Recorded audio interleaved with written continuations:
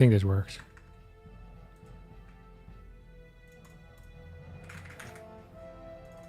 Wait. Oh, crap. Misclicked. I also have to call Lambo still.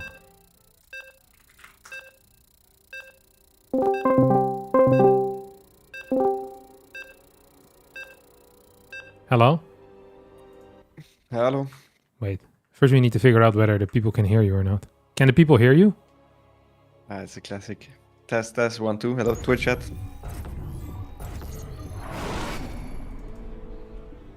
What are they saying? We can hear him, sadly. That was Special who said that, by the way. Okay. That's crazy. All right, Lambo. Welcome to perhaps the most special of all the Shopify Rebellion Sundays. As if a regular Shopify Rebellion Sunday is not special enough. Today we have Super Sunday.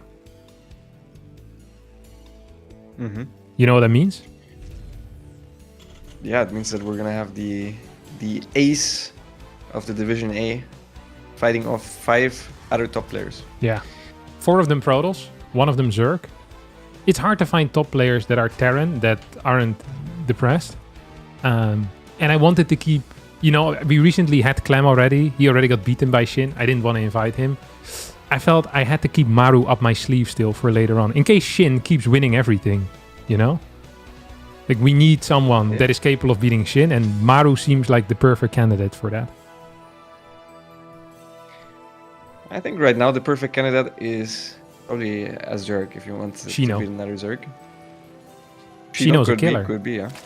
You know, some people might be wondering, Harstem, is Shino really a Division B player? Is that something that you asked yourself this morning as well, Lambo, when you saw the lineup? No, I know Shino's a Division B player. Okay, well, initially this was going to be E-Laser, and just in order to be fully transparent here, after I suggested E-Laser as the opponent for Trigger, I think Trigger was willing to back out. He said he wanted a lower level Zerg player. Thoughts? Really? Yeah. No shot. Yeah, what? Why would I lie about this? It's too good of a story to make up. But you know what's going to happen if Trigger accidentally managed to beat Shino today, right? He's getting Miko. It's Miko next week. So, you know, you think you can outsmart the Harstem, but the Harstem outsmarts everyone. And also, there's no private conversations anymore. They just get broadcast on the Shopify Rebellion Sundays. You do something like this in private. You know, we're transparent here, Lambo. And I think that's one of the core tenets that Shopify has in general. You know, there's transparency and the willingness to make money. 2 core tenets. Did Trigger even beat anybody to get to Division B? No, right? No, he played with Terran before, and then I invited him again with Pros, because I think Trigger is actually a phenomenal candidate. He's perfect in Division B, where I think he could go very far, you know? Like, I think he can go for the triple. I mean, he can for sure if you keep getting pushed around by him, by his demands. Okay, but he's a big player. So, you know, sometimes when you want big players on the show, you've got to initially give them what they want. If he would have asked for like 5 donors on top of the regular payment, I would have said, that is too much, but we can talk about 3 donors next time. You know, like, for the big boys, sometimes you gotta give the extra. He wanted slightly lower level Zerg, and honestly, I looked at the MMRs today. They're very close, Lambo. They are very close. I mean, Shino also famously beat Raynor from Circuit. Yeah. Nice, exciting. What is also exciting is whatever the hell it is that Moja is doing here. He opened up with a gasless Marine, now has a bunker in the wall, and is going to follow this up with a 3 racks. So far with just a single tech lab. Thoughts on this? Also single gas, by the way. Yeah, this looks a lot like just a random build where you try to deny the Overlord Scout and then it's 3cc. But in this case, it's actually going to be a pretty hard-hitting timing. Apparently only with combat shields, not even stim. Maybe he could even pull some SCVs, but if he was to pull SCVs, I think he probably would have made a 4th barracks as well, since he has some extra minerals. Yeah. I think he's going to go into triple CC still here. Or maybe... Has to. Yeah, triple CC and then like double eBay or something. That sounds like something Moja would do. Moja, by the way, a very famous Adrexer as well. Even his clan is called Adrex Moja. I didn't know that. Ooh, here comes the Overlord. If he sees the CC, then you know this is 3 racks, right? Yeah. Yeah. Yeah, that 30cc timing is quite late. He did get to see the CC timing. He also saw that there was no add-on on the barracks, which is another very big tell, because I mean, it makes no sense. The only other possibility would be like hidden Hellions, and it's a hell bad timing. But Hell, or like hidden starports, and it's actually double starport BC or something, you know? could be, yeah. This is actually this is exactly what you would see at 4.8k MMR before someone teleports 2 BCs in your main base. There's a bunker in the natural, and there's like 8 Marines denying all your scouting. This is the classic 625 seconds 2 BCs into a planetary on the 3rd. The Marines here are hitting the natural, and they're actually going to get quite a bit done. This is hitting faster, I think, than Fjant has expected. As Moja is going to chase the queens here. He's going to get a couple of queens. I feel like maybe you could have gone for some Ovies there too. I wouldn't have minded a walk into the main base either, Lionel. But is this okay? Take a look at the resource loss. 1600 resource loss against 550. I guess the question is the follow-up good enough here for Moja? I mean, I think the build order worked out quite nicely. Fjant didn't also play super greedy or anything like that. Still, the supplies look somewhat okay for Zerg, but in a balanced game, this should be good for Terran. Also, if the Terran build order is tight, which I was there. He's loading a bunch of gas right now. His factory is Omega late. There's a lot of downsides for the build that he went for. Maybe it's about even? Yeah. Seems. I mean, he has good eco now. And nice production as well, because he has like double reactors, just freaking pumping Marines pretty early. And really fast barracks 4 and 5 too. Yeah, maybe it's slightly better. I feel like it also depends. Go ahead. It's an annoying spot though, because you don't know how many units your opponent has, and you don't have medevacs forever, so you can't actually do anything. But the question is if Fjant actually realizes this, because I mean, Fjant will play against Terrans off his level that might just go across at a random point anyways with his Marines, even though there are no medevacs. Yeah, that part is really bad for Moja. There's 500 minerals in the bank already. I'm kind of curious what the follow-up is going to be. 4 CC or 8 racks. But I feel like if it was 8 racks, we would have already seen 3 more barracks come in. Fjant cannot commit here into the natural. You would have just lost all of those links. Fjant just keeps building more and more links, by the way. He seems kind of afraid of a move out, which isn't coming until the medevacs come out. And when it does come, it's going to be with 1-1. If he hits the forward base, there's no real creep there. The queen count is at 4. I actually really like the position that Moja is in. Moja? Moja? I'm just going to call him Moja, but I don't know if it's Moja. I mean, overproducing units like this can be good against build orders where they have very late medevacs, because usually they will then have more Marines than fit into the medevac, so you can punish them for a move out. But Moja is playing it quite safe, only moving out with the 16 Marines together with the 2 medevacs, which means, yeah, by now Fjant is in a pretty bad position, since he never found the timing to drone up. He played a bit too scared, and because of it, he's down in economy and also in upgrade. Yeah. Here comes the pickup. Gets a decent trade there, I think. To get a second factory. I'm really surprised that we haven't seen a 4th CC yet. Moja has been having plenty of cash this entire time. We haven't seen the extra barracks come in either. Like, he should just... He could have plopped down the CC like 7 minutes in. I don't think he's been below 500 minerals since then. And that means that the 4th CC would already be done. Yeah, it's a bunch of macro errors. I also think he was flooding gas basically the entire game so far. But it happens. This is a good trade though again. Yep. I mean, the moment his 2-2 finishes, his army is really good against what Fjant has. Fjant has a very early hive, but he doesn't have gas right now to start any Vipers. He's on 5 gas, so usually you do have some gas, but he chose to go for a couple of infestors instead. Against tank pushes, Microbial Shroud now also is not too bad. Usually you will see more fangals, because especially if the Terran doesn't see the infestor, you can get good value there, but if it's a good pre-spread, which is one part that Moja is very good at, since he Ajax a lot, Microbial Shroud actually is quite good against those. Yeah. It actually looks beautiful, the way his Marines are split. One more good scan here, and the creep is disappearing rapidly. Another tank now shows up, 180 supply to 157. Fjant goes for a run-by at the same time. There's not a whole lot defensively. Not sure if Fjant wants to commit, though, with that run-by, or if it's just going to be used as a flank. I think he's going to use it as a flank instead. Third tank now shows up. 2 of the tanks are on siege, though.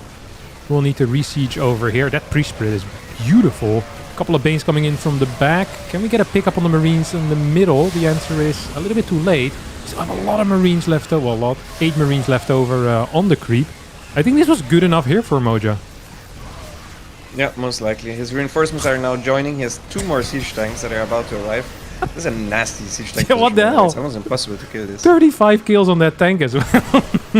Yeah, I mean... There's like 2 links can attack it, and then they have to squeeze for it as well. As Moja is gonna go for a bit of an upset here in the first game as he takes out Fjant on washout with a creative opener.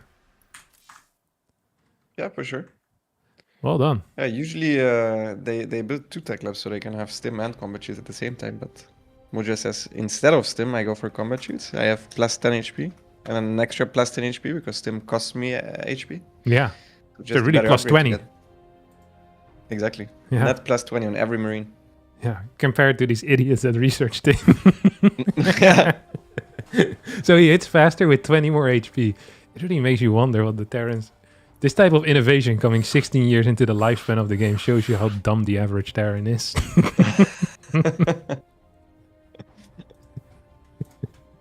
Can't believe Moja figured it out. He only had like 1 day to prepare, so I messaged him yesterday.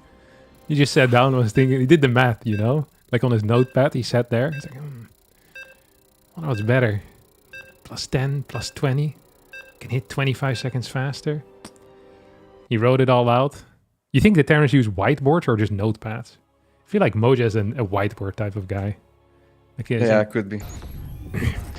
One wall in his room is just a whiteboard where he writes his thoughts. And everything ends up with a Marine tank push. Just like a flow chart like with just one endpoint. Yeah. Yeah, exactly. 8 barracks, 2 factory, or 8 barracks, 1 factory tank push. That's crazy. It's definitely possible. I do not know enough about him, but I've hardly ever seen him not go for a Marine tank push. Makes you wonder why he would want to do something else. What the hell is Fjant doing here? He's doing an extractor trick without cancelling the extractor Lambo. Talk to us about this. Oh, he's even mining from it. This might be intentional. What is... This gas is too early for anything that I can even think of. It was a like, 10 why gas, would you ever take no? a gas and then put 2 drones in gas? He's crazy. He's crazy. Fjant is deranged. Because you lose the extra mining time from making the gas earlier, so even though 2 drones mine more efficiently, this is just stupid. Yeah. Why do you think Moja keeps putting the... Is this just the barracks plus bunker location, I guess? He did it in the last game as well. So he's going to go for a similar opener here. It's to kill the Overlord specifically, I think. Ah, yeah. And so the second Marine is a bit further forward. Yeah, I the like that. arrives. And then and also easier you to can lift. lift it, right? Yeah. It's a really well thought out plan here. Let's see if Fjant's opener is going to be capable of dealing with that. So he starts an Overlord. This is just speed, right? Yeah, he's going to go for speed. This seems like a pre-planned build as well, because he's going to get 2 sets of links. This is such a weird opener, Lambo. I feel like Fjant might have realized that 2 drones mine gas more efficiently than 3, but it is not better to take your gas way earlier because of that, because you lose the mining time of the 1 drone early. Mm. I cannot imagine if I retry that with a normal gas timing that I don't just have more stuff. I would be very surprised. Yeah, it would be surprising to me too. I mean, this has to be also a bit of a blank counter to Moja because he doesn't have a wall. Yet. But at the same time, he's not still making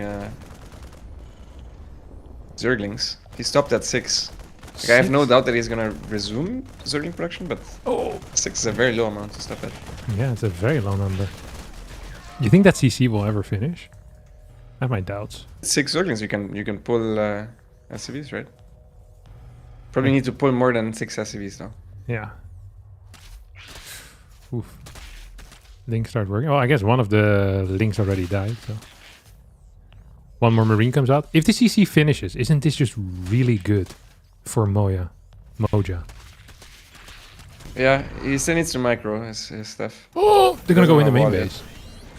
Finish the CC. Finish the CC. Finish the CC. Should have priority here. So Oh loses my God, one more CV. This is terrible micro from the turn. I don't know. He's getting picked apart by the 5 links. Yeah, that's not good. Oh, now they're gonna go back downstairs again. The bunker's in trouble. Yeah, that means the CC... He didn't finish the CC. Yeah. I think this game is falling apart here, Lambo. This was extremely poorly handled. Yeah. There's no other way to put it. That's true. Meanwhile, though, Fjant also built one too many overlords, so you could say both players are making mistakes. True. I feel like losing 7 SCVs to 5 links, though, is a bigger mistake than building an overlord slightly early. He built an extra overlord slightly early too, so he built 2 overlords early. Yeah.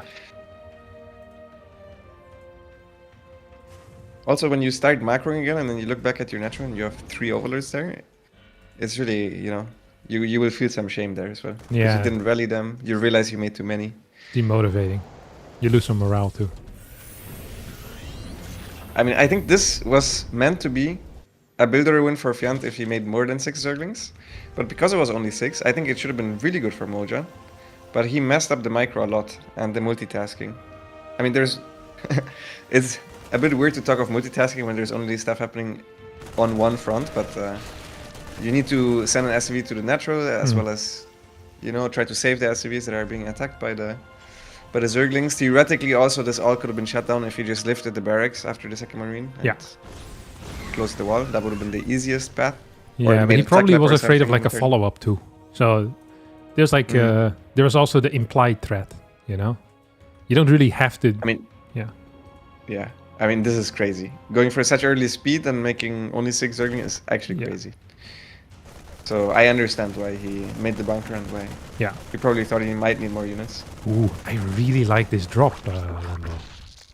I think the Hellbat push. No, is it? Oh, I like it less. I was just hoping it was going to be a Hellion drop. I really like Hellion drops.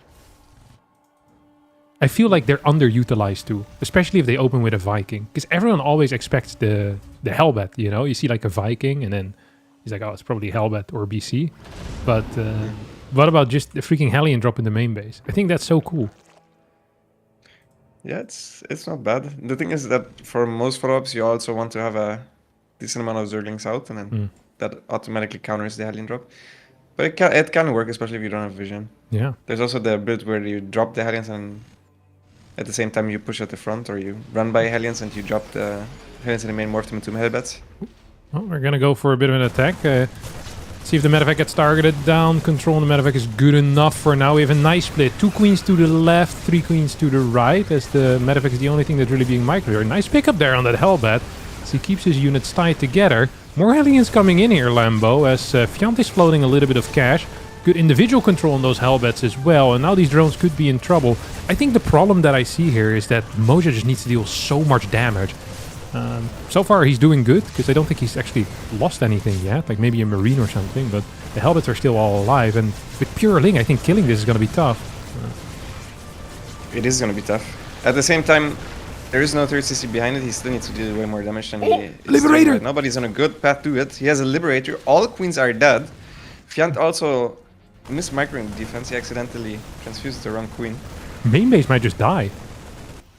He should go to the natural. I don't think he should even take the time. Really? You don't think he should kill it? Liberator is denying all mining at the 3rd base. It's going to be a run by here. The Hellions need to morph into Hellbats, or the SFVs need to be pulled quickly. Let's see what Fjant's going to do. He's going to commit onto the Hellions, which will morph into Hellbats here. 2 more Hellions on the way there as well, as the Marine Hellbat moves into the natural after killing the main base. Liberator gets taken out by the Queen plus 4 combination. 7 SCVs end up going down. Then 2 more Hellions pop out here. 10 SCVs falling here, Lambo. This is not the defense that Moja was hoping for, but he might just end up killing another base here in the natural as well. Yeah, I mean, Fjant is trying to get up a Roach War reactively to just be able to spend this money and kill all of these Hellbats. The defense on Moja's side was a disaster as well. You're not supposed to morph your Hellions into Hellbats there, by the way. Like, really? Oh, I would have done that too. Already on total. Yeah, this is a terrible mistake. The Hellions would have done way better. Interesting.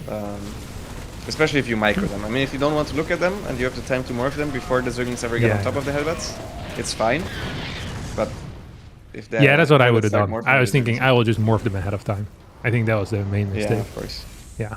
I would have morphed them and they would have been in the mineral line, so it's easy to put SCVs towards them as well. Those are just my thoughts in the moment already. I was like, oh, that seems so clear. It felt like there's going to be a run by too. You know, oh, Liberator decides to unsiege. Don't quite know why. We got a couple of roaches behind this.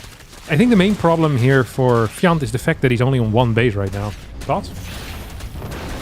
Yeah, that's one of his main issues. He also has a lot of drones that are not mining because of it. Yeah. Yeah, that's... Well, they are long distance mining, but that never really works, does it, Lambo? Long distance. Mining. Not really, no. Yeah. Got a couple of mules you here. You can make long distance money though with Shopify. Oh, that's what true. e-commerce is good for. Yeah. Long distance money making, that does exist. It's just long distance mining that is not recommended. It doesn't make any sense. Yeah, you could be making money everywhere in the world right now with e-commerce. Just from behind your little laptop. Some people even do it on their phone. Dude, I freaking hate watching people do stuff on laptops though. When they use like the crappy mouse, it gives me the ick. Watching people, oh well, all that thought is we actually have an attack. Might be a move. Yeah. Kill the tank. That's the tank. Tank is dead. Stim is done though, and so is 1-1 soon. Yeah, 1-1 is almost done, but not quite yet. I mean, honestly, he doesn't have that many Marines out. He has a lot of SCVs still left though, and there's almost no Zerglings remaining. And a new tank as well. So Fjant deciding to all in here. This is honestly very surprising to me. So Moja, I think, currently is 5.7k MMR. And Fjant is, I think, something like 6.1, 6.2. So there was a serious skill gap there, but I believed in the preparation coming out of Moja, and so far I'm not disappointed. He's shown us some interesting play as he snipes the final Ravager. He's in an almost unlosable position right now, correct? Yes, this game is completely over. Yeah. I think you could win this with your turn. Yeah, I would not put that much stock into that, but... You've seen what Zerglings can do to unattended mineral line in short time. And I'm not a big fan of attending to my mineral line, so... I feel like a cheeky run by might ruin you. Or might ruin me. It's just another all-in though, so you would only need to defend one more push. That's true. I guess it's possible to throw that too. Nah, I mean, but it's a lot harder to throw that, I think. Unless you decide to drop out with both medevacts in this moment, you lose both of your tanks because they're too far forward. Like, that is a possibility. I feel like Moja is smart enough to not do that, though. He has quite a bit of cash in the bank. Would love for him to spend that. As he stims in forward, he now is going to almost get caught by the Lynx, but Psych he can pick up. Liberator's roaming around as well. There's no Overseer here to get high ground, so he needs to move some units to the right side to get that high ground vision, which is going to be quite tricky. I really like the position that Moja is in. His +2 is halfway done as well. Unless he makes some fatal error here, this feels really tough for Fjant to win. Yeah. Of course, Moja doesn't actually know the drone count of Fjant, like at all. So he might try to over-defend and try to hold that base on low ground specifically, but with 3 tanks out and also a nice little bank that he's now finally starting to spend. Yeah, it's looking really good for him. The upgrades really are the ticking time bomb. The moment the Marines have +2 against unupgraded Zerg units, they're gonna just shred through. Yeah, Fjant is kind of posturing here with those Lynx. Wanted to go for a run by. I feel like that the moment Moja decides to move out though, it's gonna be so deadly. There's just nothing that can fight. Like, there's no tricks either. Like, sometimes you see like a bunch of Banelings or Infestors, and you can feel like that something, you know, could still happen, but this is just Ling Roach. Like, this is not a composition that when they're down like 4 upgrades, it's gonna perform very well or has anything up their sleeve. Yeah. Yeah, with the Baning Nest, maybe borrowed Banings or something. I doubt he would even go for that.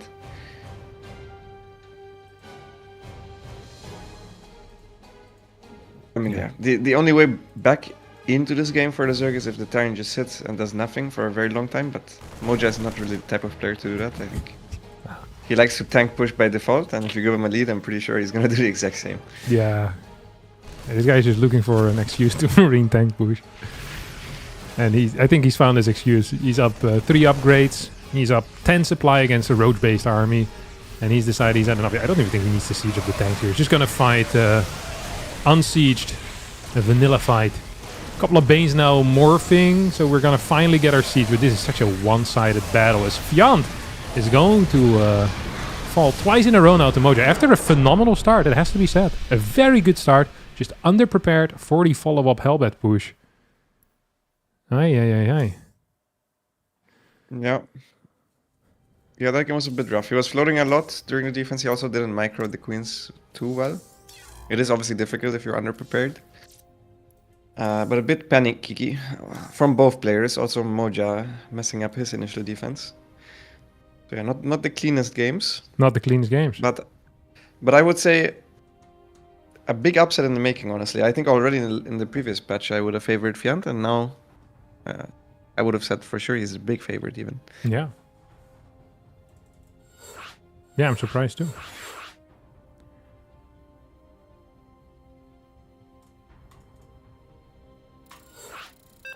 No words anymore from Fjant either. And chat pointed out just single Gs all around. Yeah, he's a very emotional player, for sure. Which is a good thing, by the way. Yeah. I think the moment people stop caring is a bad moment. You know? It's hard to improve, I think, if you're not as emotionally attached. Have you stopped caring? No, I never care. I never cared. No, I never cared to begin with. I never stopped caring. I freaking hate lose. I think in the past I enjoyed winning more, and now I just hate losing more. You know? Yeah. It's like it's also possible because I win less. I forgot what it feels like. But I'm so afraid of losing that it's you know, that's what I'm most afraid of now. Yeah. I feel like a lot of people are driven by fear of the loss, though, more so than the drive to get the W. Yeah, for me it is opponent dependent. So when I play and I'm the big favorite, I am for sure more afraid of the loss. Yeah. But if I play against somebody that is of my skill level or higher, I'm playing to win more. Yeah. I think. Yeah, I guess that's different for you because in my mind I am always the favorite. There's a this is, but I feel the same because it's just I'm never expecting the L. It always comes as a surprise. No, 35th time against herO in a row. What? No. You must be surprised a lot, man. Yeah, it keeps life interesting as well. So we're gonna get another pool first out of Fjant. This time a little bit more of a traditional pool first. Is what we could call it, right? It's a conservative pool first here. Just was it 16? Yeah. 16 pool, 17 hatch. Very nice. And Moja here once again opening up with the gasless, and this time even skipping the marine. I am a big fan of the marine skip here. I feel like he in Dutch we say. He got the lid on his nose, you know? Do you get what I mean? I get what it means probably, but yeah. It's not pleasant to get a pan, like the lid of a pan on your nose. And that's what happened to Moja in the previous game. He moved out. He wanted to get something spicy. I think it probably comes from the fact that imagine you're a kid, right? And your mom or your dad is cooking something in the kitchen. And you go to sneak in and you want to steal something, like maybe like try one of them potatoes, you know? And as you're going in with your entire face to see what's in there, your mom or dad smashes the lid straight on your nose as a way to discourage you from ever doing that again. And that is kind of the feeling that Moja had in that previous game. He was excited to catch that Overlord with the 3 Marines, or with the 2 Marines, and Fjant was there with the lid of the pan and smashed it in his face. Completely disformed, Lambo. Completely disformed. Yeah. But then he still won anyways. Yeah. Did he really learn a lesson? I suppose he did, because the barracks was in his main. Yeah, he learned a lesson. What a powerful lesson. I think those are the best lessons when you can learn them without losing. Those are my favorite. Well, usually you don't learn the lesson if there's no consequence, you know? Yeah, but I feel like he felt the consequence already in the moment.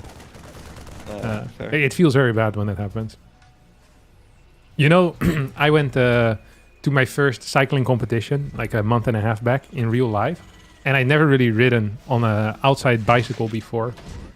Like obviously like the school and stuff, but at like high speeds, it's very different. And it was a course with quite a couple of turns, and I engaged in a move that is called a pedal strike. It's when your pedal hits the ground because you forgot to put the correct side up. And that's what happened. And usually when people pedal strike, they crash as well. But I just had a very scary moment. And then I came back and then I realized, when I turn left, my left foot should be up. Which makes a lot of sense and sounds very logical, but I hadn't thought of that before. And especially with the speeds that I'm driving it at, which is extremely fast for the people that don't know. It's very dangerous. So I pretty much had what Moja had as well. I got the lid on my nose, but I survived. I love that story started with I have never driven an outside bicycle before. how terminally at home can you be? It's just really nice to drive indoors. You don't have the there's also no traffic lights inside. So you have like a much better workout, lights. More bang for your buck. And there's no hills in the Netherlands. So really what's the point of going outside? Alright. I mean, you wouldn't know what it's like because you probably live like near loads of hills, and it's like life is good. But for me, it's very hard to have like without hills, it's really difficult to get a good workout in. Yeah, I never really thought of it that way. Yeah. But I do live next to hills. Yeah, all the Germans do. Yeah, it's beautiful. This is one hell of a build, by the I've never seen this before in my life. Do you think Moja is really afraid of a roach on it? Or the fact that he's making a tank. Yeah. Safety tank. Yeah, probably. Which is kind of weird, because if I was in Moja's spot, I would be thinking that the next 3 games, I pretty much have a free pass to do whatever the hell I want in the first 6 minutes. For sure, yeah, if you're up to I think it's a bit weird too. He's going blue flame into bio. I love was this. like, why the hell is he even sieging the tank there? I think sieging the tank there is crazy, because it's a dead giveaway. That there's a second factory the moment you see the Hellions. Okay, so Fjant will get the scout. He now also sees the Hellions in the center of the map. And he also sees the barracks. No, wait, he sees a starport. He doesn't see the second barracks. So he probably thinks that the stim is fake. Right? No. Well, let's focus on the Hellions first. I can talk about it a bit later. Good Evo chamber block there from Fjant. That was basically well a perfect done. defense. Good execution. Fort base might get cancelled here, but I think that's a price you're very willing to pay. Fjant agrees with me, by the way, because he's building a roach warren. Yeah. I think it's the wrong call, because mech never gets a starport like that. If you play blue flame into mech, usually it's extra factories. Yeah. There's no need for a starport, especially on a reactor. Like, you can sometimes get late banshees. Ooh, this is a big deal, this Ling run by. It actually deals some serious That is a damage. very big deal. It's also going to scout the Marines here, which is really nice. Because that will get the confirmation now that this is bio. Although I'm not sure if Fjant reads that. No, he had 4 Marines out from the start. Oh, okay. Oh, he needs to not lose all of his Zerglings there. It's good that he kept at least the Banelings alive, because those prevent the Hellions from ever diving in. And now he gets a couple of roaches. He's making way too many overlords. Fjant looking a bit shaky. Yeah. Also, no upgrade started yet. He still thinks it's mech for sure. This is... it's a Spire too. No way. And this is an 8 Rex. So it's Yep. going to be... Oh, because he saw the starport and he thought it was moving towards a tech lab, I guess, rather than a reactor. So he's preparing for maybe battle cruiser mech. Now he sees the medevacs. I think this is going to shock his world. Maybe he thinks it's for the Hellbats. This is the problem, is that some, you start all of a sudden assigning godlike qualities to your opponent and their creativity. When you're down 0-2 against someone that is significantly worse than you. I remember I would always do this when I would be playing against Hass as well. Like, he would scout and he'd be like, ooh, he only has 2 gateways and only 3 units. I bet he has 6 buildings proxied on the map. But then you watch a replay and it was just supply block and forgot to build probes for the first 25 seconds or something. So you just had less money. And I feel like this is something that might be happening. Although we do see the carapace, so I think this is a saved type of moment. Still looks pretty tough though here for Fjant. It's very bad for him, yeah. I mean, his army composition is just wrong. It's very important that he starts Baning speed as well. Yeah, Banelings. Yeah, okay, he starts that one. At the very least, he did make a useless spire, but it's not as expensive anymore. It's very Hellbat heavy, Moja's army, because of the early Hellions that never really died. He has 20 Hellbats. Ooh. He's lacking on tank production, which is weird, because he had that factory from very early on. And I'm pretty sure he also had the plan to follow this up with an Adrax from very early on.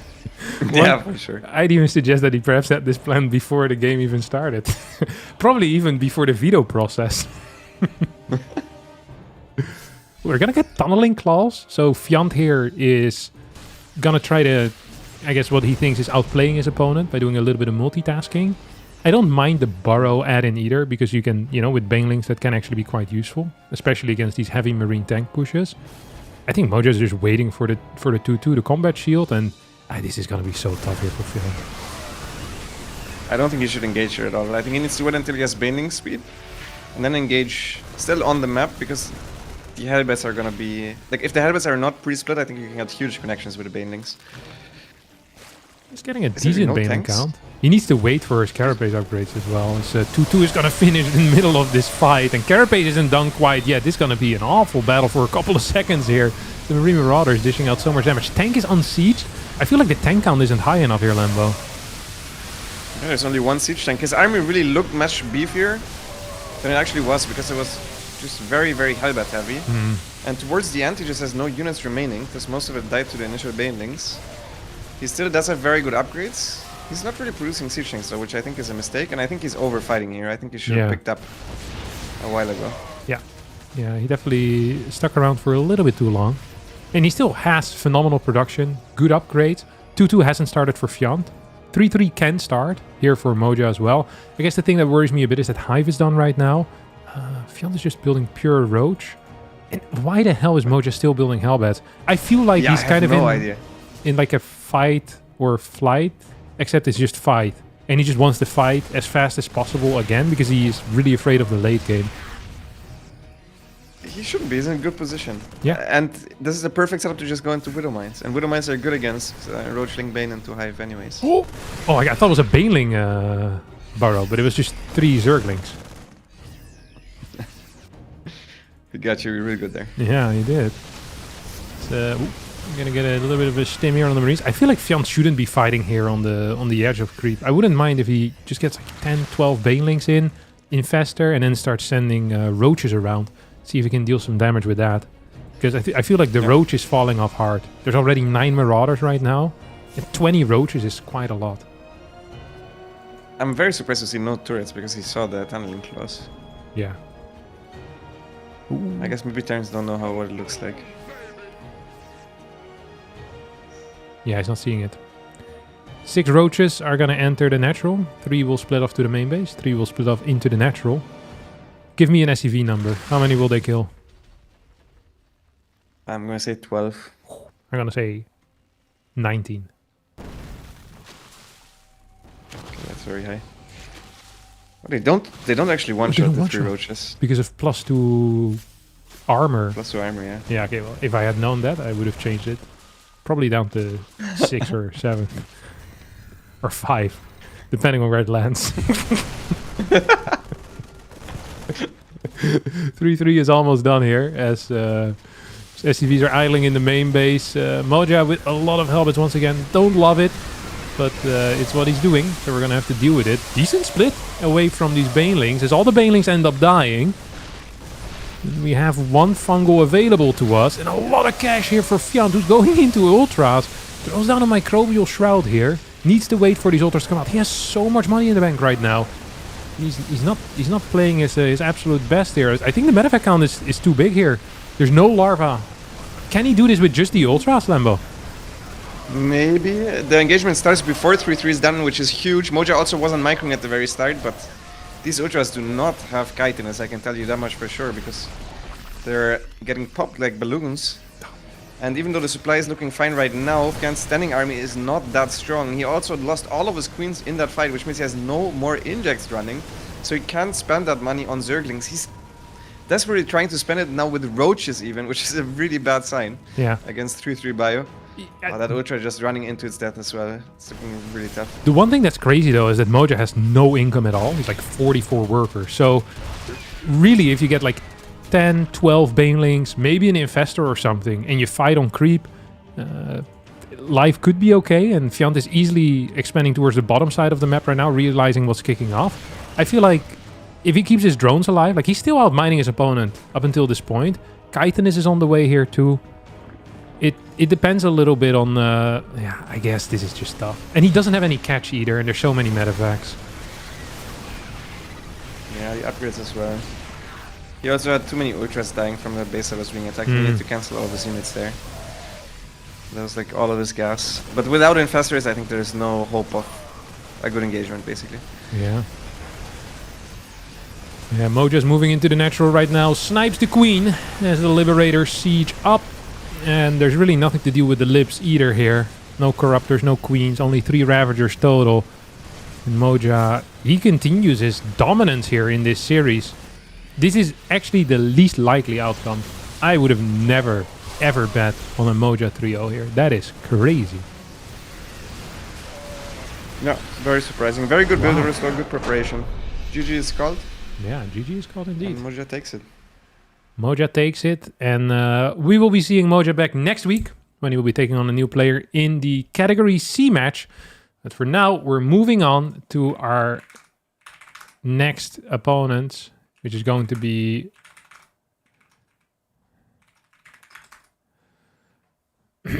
Shino versus Trigger. I can't believe Trigger asked for an easier opponent than Laser. Isn't B category not like? Didn't I play Percival as well in B category? No, you played it on the show match. That was not B category. You probably would be. But I B think that category, would be a B.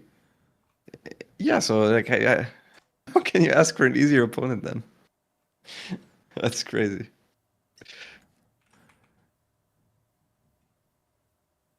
I'm also just gonna ask for an easier opponent when you ask me. Uh-oh. No matter what now. The precedent has been set. Yeah. You're not getting it, though. There's a small issue. One of the players sadly dropped out. What the? Yeah. Which one? Well, we'll see.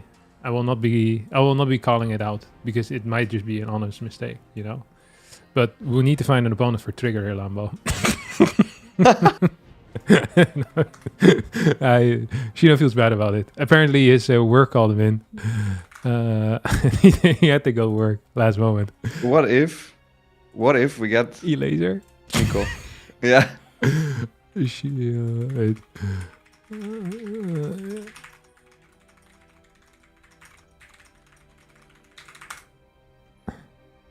Mixu, Scarlet, and Skillous said that they can play. Mixu, Scarlet, and Skillous. Oh. Mixu or Scarlet then? I think Scarlet is more fair, but we already had Scarlet, didn't we? We had Scarlet. But it is more fair. It is more fair. I think... No, we're not going to do PvP Skillous. You already played later today as well. Bro. Do you actually want to... I mean, Process are probably happy to play PvP at the moment. Seems like a wide matchup. I think Sasha would be fun. Yeah, but with Sasha, I'm not even sure if she was serious about it, you know? She better be. I just told Trigger Sasha can replace. Oh, she's not serious. No, I'm not going to take a PvP. Also, Trigger, he prepped for PvZ, he said. So, we want to give him a PvZ. Yeah, we want Scarlet. Alright, Trigger is down. Amazing. Alright, thanks for saving us, Scarlet. Ooh. We'll get Shino next week. Or maybe he gets a 1-week suspension and we'll get him the week after. Where are you right now? I have 5 minutes. We can cover 5 minutes, no problem. I could have replaced as well. I'm a Zerg. Yeah, that's true. Yeah, but I feel like we want to keep you in the back pocket for a bit. We could have actually put you in too. Actually, I can't play next week. Oh yeah, that's why you couldn't play. I already asked you, didn't I? Yeah, I remember Yeah, now. I- Yeah, you did ask me. Oh, the Canadian Derby. This actually is the Canadian Derby. This match is gonna decide who is the best Canadian player, at least at the moment. Is it going to be the Canadian champion? Or sorry, the Doyu champion or Trigger? What do you think the last tournament that Trigger won? I like the way you framed that. What? Yeah, I'm not sure. Have a look. Let's check here. Results. It's not very easy to win tournament nowadays unless you sign up to like some Cranky Ducklings $30 cup. Yeah, But even yeah. those usually Bian and herO plays.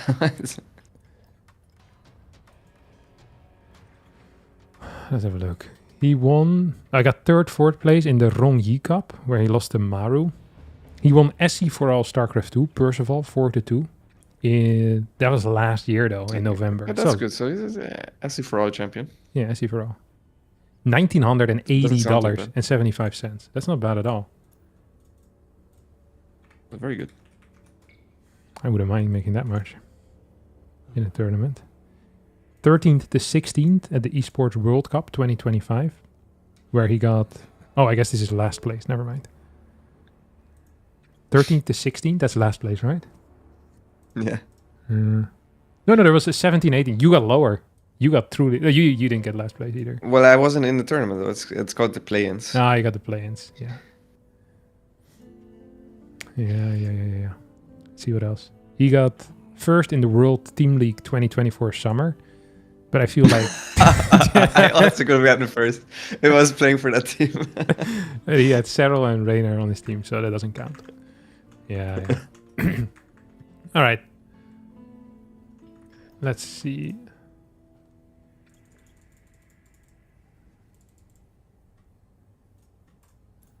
Is Scarlet, where is she right now?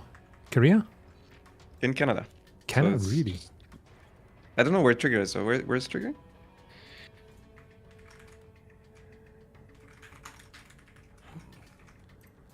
Yeah, I don't know. How does it work if we're in Canada? Do we just play West 3 times? If Trigger is in Korea, you mean? Yeah. Good question. I think West 3 times would be very favored for the Canadian in that case.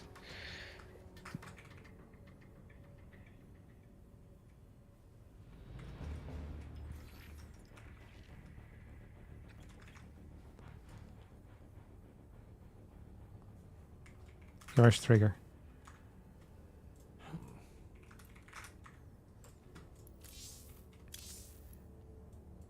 Oh, Europe might actually be a decent. You think so? I mean, it might be better than West because with their VPN they get similar. Nah, I mean, with their VPN, honestly, their ping to Europe is not as, like, not too much worse than West, but then also Scarlet gets a ping. You know? Yeah. Because if they play West, Scarlet's ping is going to be basically 30 or 40 or something. 50 Yeah. maybe. Yeah, I'm gonna quickly flip a coin as well. Heads or tails?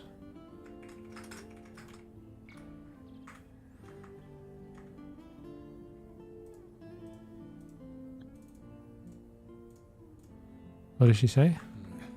Heads. Okay. I hate that the Google thing by default is in Dutch though. Okay, she got heads. She wins.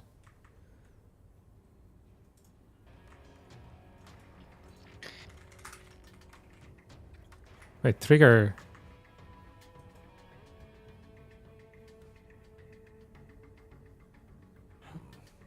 Oh, he said he's gonna restart for my VPN. I assume we're playing West. Okay, yeah, sure. Okay. We'll just play West. Means Trigger is still in Korea. Did you know that Trigger is very good at badminton? Did he ever tell you that? He never told me that. Yeah, it's a phenomenal badminton player. Apparently he practices like 5 hours a week or so, or 6 hours a week. I feel like badminton is also one of the sports where I'm not sure if it's competitive enough, that there's like a super strong player field, you know? Yeah. It's one of these things where you probably play like for 3-4 months and you're in your national squad. Okay, I think it's gonna be a little bit more competitive than that. Yeah. Did I ever tell you about my the Dutch cricket team? No. So I grew up playing football at a football club that also had a... So basically in summer, you could play cricket, pretty much. Do you know how cricket works? Is it the one with the stick where you hit the ball? Yeah. It's like... It's even worse than baseball. And you have to make like runs. And the game lasts forever. Like cricket games legitimately take like 7 hours or something. And then when it rains, they can't play. So it takes like 12 hours. They often have to come back another day to play. Either way, in the summer, they'd play... Wait, let me first message guys. Trigger A, Scarlet, B, Govito. Yeah, in the summer they would play cricket. But because there's like probably like 400 people that play cricket in the Netherlands, a lot of people that I grew up with actually ended up going to the Dutch national squad. I think like 2 or 3 guys ended up in the Dutch national squad, which was, you know, I don't think they ever really performed very well because there's countries where it actually matters. I think like... in Australia, I think it's big. I think in Pakistan, it's big. In India, I think it's very big as well. Yeah. So what they would sometimes do is they'd have like a sponsor and they just fly over like an F-tier player from Australia and then they'd freaking destroy the competition. Because the football club I played for was in like the first division for a very long time. And you could like play, I think we got like an Australian guy and you paid him like 30K or something. And then he plays cricket for you.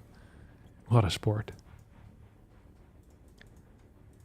The chat is asking VPN makes ping worse. No, there's a specific VPNs for gaming where you can select the server and then it actually makes the VPN considerably better. So for example, my usual ping without VPNs on Korea is 300.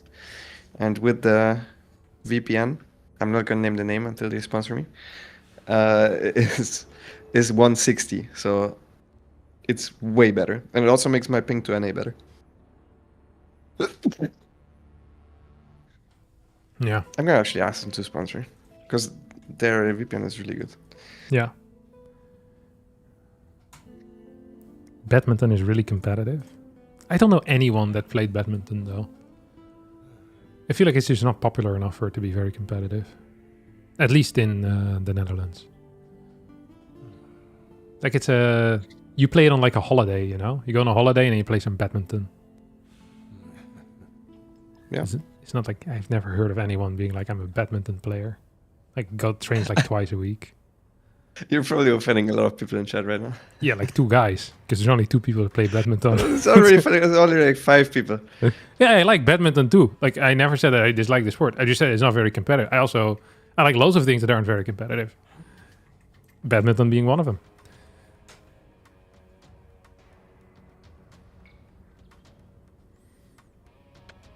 Badminton is really cool competitively. I didn't say it's not cool competitively. I just say it's not very competitive. Not a lot of people play it. This is... Yeah, whatever. I just never met anyone in my life. Like, Trigger is the first person. Like, the fact that it's like a weird thing to me that I know someone that plays badminton on like a daily basis should tell you enough about the frequency in which this happens. Like, in my high school, there probably was like 300 people that played football like 5 times a week.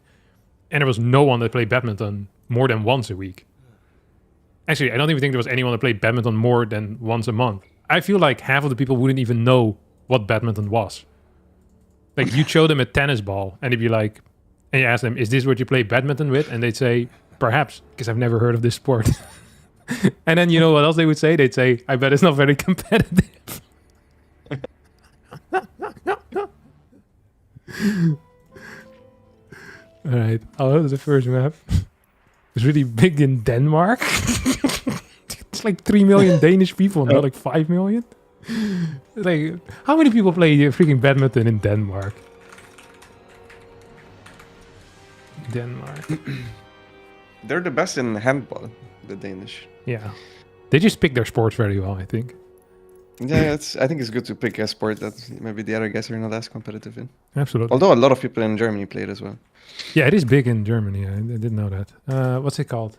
Ops Plus. Actually, I just WCS Game Hard. 90,000 registered badminton players in Denmark. Okay, that's like that is rookie numbers for a sport. Like how many football players are there in the Netherlands? Like registered ones. Probably like 1 million. How many people do you have overall? 17 or 18 at this point? I would guess under 1 million, no? We have... I can't get a... We have 130 registered female players.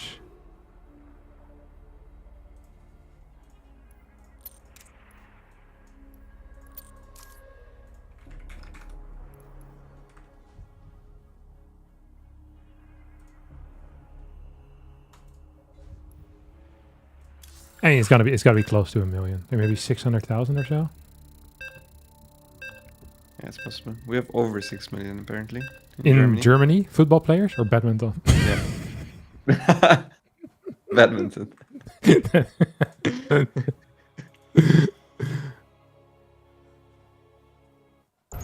Around 300 million people in China play badminton. There's no shot. I accidentally put the wrong player in. My bad. Just like that you won though. Easy. What about StarCraft competitively? I didn't even say competitively. I just said just in general, like a registered player. I don't know how many people play StarCraft. First map is Sanctuary. Wait, am I really this blind? I am that blind. My bad. Wait. Distracted by badminton. Yeah, it's these guys claiming that something is big when it isn't. I hate it. Like, it's obviously going to be in comparison to other sports as well. Like, it's not like... Yeah, I mean, it's bigger than cricket. In your country, that is. Yeah. I think we had 16 teams, like, in the Netherlands. There's like two... You either were the first league or the second league, and both of them had like 8 teams. And I think at some point they even made it smaller, like only 6 teams or something. I mean, you must be traveling for quite a while to get to your match. I think it's all... But the Netherlands is pretty small, so it's not that big of a deal. I guess so. And you just use baseball pitches? No. It's like you transform a football field into a cricket pitch. Oh, yeah. It's like it's round as well. Is baseball also round? No, right? It's like semi-round? No, it's like a cone. It's more like a triangle. Yeah, but it's triangle, but round at the end. Rounded triangle. Yeah.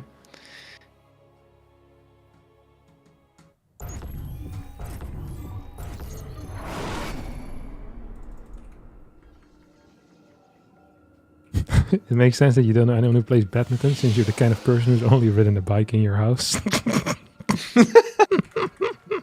He's so angry. But he's sitting with his little shuttle, like his badminton racket. He's like ready to beat me up next event. That's great. All right.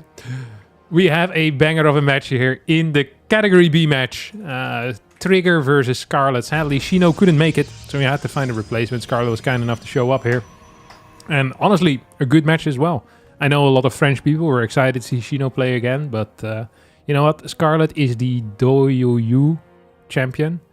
The first real champion on the new patch. And let's see what she can bring to Trigger here. Important to note that Trigger did not micro the probe away from the slow zones. That surely makes a difference, right? I mean, nowadays you just get the block anyways, always, so it doesn't matter. It's impossible to miss. Oh! You think Scarlet's gonna micro the drone through the slow zone?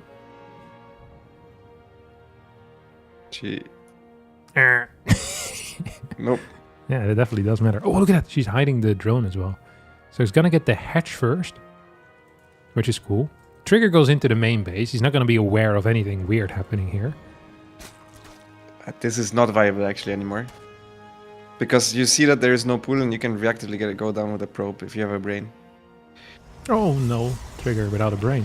That means that the hatch does go down. 6 probes getting pulled. A Zealot. I do not know what the actual correct response is, but this seems kind of reasonable. Oh, he's just reply block though. Okay, this doesn't seem reasonable anymore. He does have a Python on the way. Yeah, but it's like a No chrono. full probe that he lost there. And also, he's going to be capable of killing this hatchery pretty much before the Zealot is out, or almost before the Zealot is out. Makes you wonder whether the Zealot was necessary. Just Yeah, it's probably less workers and a Zealot, or like Yeah. one more probe and no Zealot. Yeah. Yeah, one more probe, no Zealot, then you don't get the supply block. That's 100% worth it. Actually, maybe the same amount of probes because he can't afford the Nexus anyways. Hmm. They would have killed it in a bit. He's gonna block Scarlet's third base now, and the Zealot is running across. It's gonna be annoying to deal with because her pull is very late. She's going to take another hatch here. I guess she has the cash, but that also means she won't be capable of building queens, no? Queen. Yeah, it's important to make one at the front at the very least. I mean, this third base is gonna be a pain to actually defend. I'm surprised Trigger is not going for an extra chrono. I guess he doesn't have one. Okay. Go to the third hatch, don't go. Would you go to the third and just start punching it? Yeah, you really don't want to lose the Zealot. It's on creep now, it's gonna die. It makes defending everything so much easier. Yeah. Absolutely. Because now the queen can just defend by itself once it comes out. So Adept is going to take a little bit of damage. Queen pops out. And then the Lynx can just always chase the shade. Third base is now officially secure. Stargate is extremely late here, Lambo. Second queen is going to be on the way. The one thing I really hate is that you can see the queen building right now, and you don't know how long it's been building. So finishing a shade is scary because there's Lynx, but also because a queen could pop out if you do decide to commit here with the two Adepts. There's just going to be one queen in the front, though. Ooh. Trigger doesn't even try to walk up there. That means that all Lynx can just chase these shades. Oh, he finishes the shade. Beautiful Evo Chamber block, and there's extra Zerglings that were already in production, anticipating that shade in. This is really bad for Trigger. He's gonna get nothing. He'll lose both Adepts. One is gonna get out. Yeah, good start here for Scarlet. Quite bad. Yeah, that's quite bad for Trigger. I think he could have maybe not cancelled the hatchery, but you can force a lot of Zerglings out if you just go to the third hatch. I like that he's trying to get up a quick third base. Speed is gonna finish now though, and the first arc is not out yet, right? No. Not that many Zerglings, so. Nah, it's so late. It's so late. So two Adepts hit the third base. Gonna move back. Wow. This feels so much worse in this patch. The delaying your second gate. It just feels so bad and so scary. Flying across with your first Oracle feels really scary too. We're gonna get 12 more Lynx on the way here. I do wonder what that is. That feels a little bit much, no? It's a bit late. I think if you want to punish the quick third base and late Oracle, you need to do them the extra Lynx a little bit earlier. Yeah. Good revelation as well. He also saw them spawn. Yeah. I like that revelation. I think that was good. And now Scarlet is showing how many Lynx she's building as well. I mean, I guess it's going to keep the Oracles at home, but it doesn't matter because Spores had already been made anyway. So you're really not saving a whole lot here. This was just bad for Scarlet, to be honest. That entire interaction, she could have had a lot more drones here. Or perhaps gotten a cancel if those Lynx were earlier. Mm-hmm. Good zoning against the Oracle. That's going to take a lot of damage, and I don't think it's safe there. If Scarlet went there right away with the Queen, she would have gotten it to like red HP. Pretty sure. Maybe even killed it. Is it safe in the very top right of this map? I actually do not know. I have no idea. Oh, it's no battery here still at the third, and everything is moving out. Almost want to go into the mineral line and start pounding some probes, eh? Scarlet decides against it. Trigger seems to be playing the old patch way, so he's just trying to morph every gate with a warp gate tax. Yeah. And he's still just playing Blink. He basically plays exactly like he did in the last patch. Yeah. Which is interesting to see. Yeah, not good though. It's like I just think this is very hard to make work unless you have a significant lead somehow, but it just seems so much worse. So much worse.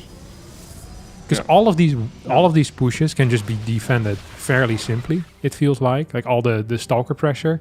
So if you lean too much into Stalker pressure, you usually don't really do a whole lot. And if you don't lean very hard into Stalker pressure, then I feel like you can just drone up for free as Scarlet and get a counterattack going really quickly too. This does feel pretty committed, by the way, here out of Trigger. Like, he's skipping gas completely. Scarlet hasn't seen that yet, which kind of saddens me. I feel like she really should have tried scouting that a bit faster, at least with a Ling. Now seeing that a simulator go down this late, it's a pretty big tell. We have a hatchery downstairs. Might go for a full-on base trade here for a bit. At least force a big warp in at home. This is a great run by Lambo. I love this. Oh, that warp is gonna get cancelled too. This third is almost cooked. I think these zealots can be attacked. Oracles are coming back home as Scarlet's going to continue fighting. At the same time, Ling, Queen, Roach is defending the Stalkers on the other side. Scarlet perhaps overstaying her welcome a little bit on this side of the map. 40 more Lings on the way. That seems a bit steep to me. I mean, unless the Stalkers keep committing, I think this is a huge overcommitment from Trigger. He went on a creep, he had no business going on creep. The Oracles were not with the Stalkers anymore. I think he's lucky to get out there with the amount of Stalkers that he did get out. Scarlet could have killed us, no? That's what I wanted to say, because he went early Robo, not really early, it just there was a random Robo and no Templar Archive, so I figured it was Colossus, but Scarlet needs to kind of scout that, because if she's going for a Roach Hydra against Colossus, it's not good. But if you go for a Roach Warren, a Hydra, and then you make a Hive, all of a sudden it becomes really good against Colossus, because you can go into Lurkers, you can add some Vipers. What about like Hydra Ling or Hydra Bane? Yeah, it's only good defensively, and if the other guy maxes out, it starts falling off really hard. Yeah. Okay.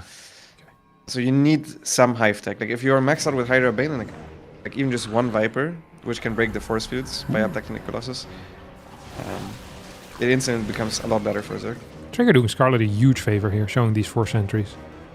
Yeah. I don't know I if would this... instantly assume that this is Colossus. Do you think Scarlet also realizes? She's not cancelling Baneling Nest and getting Infestation Pit, so maybe doesn't quite realize what's going on? Maybe she thinks it's like Stalker Sentry, like the old style. But it obviously cannot be Storm, so the only thing that makes sense is Colossus, realistically. Yeah.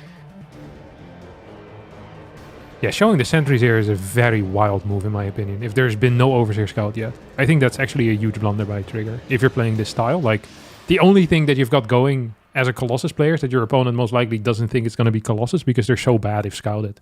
So, yeah, I don't know.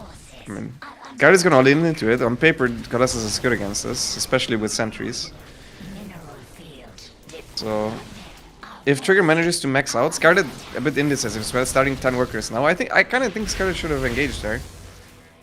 Thermal Lance is not done yet. She obviously might not know that, but she has to trade out some units now. Otherwise, Trigger is going to max out before Hive Tech kicks in, and then Trigger's army is going to destroy Scarlet.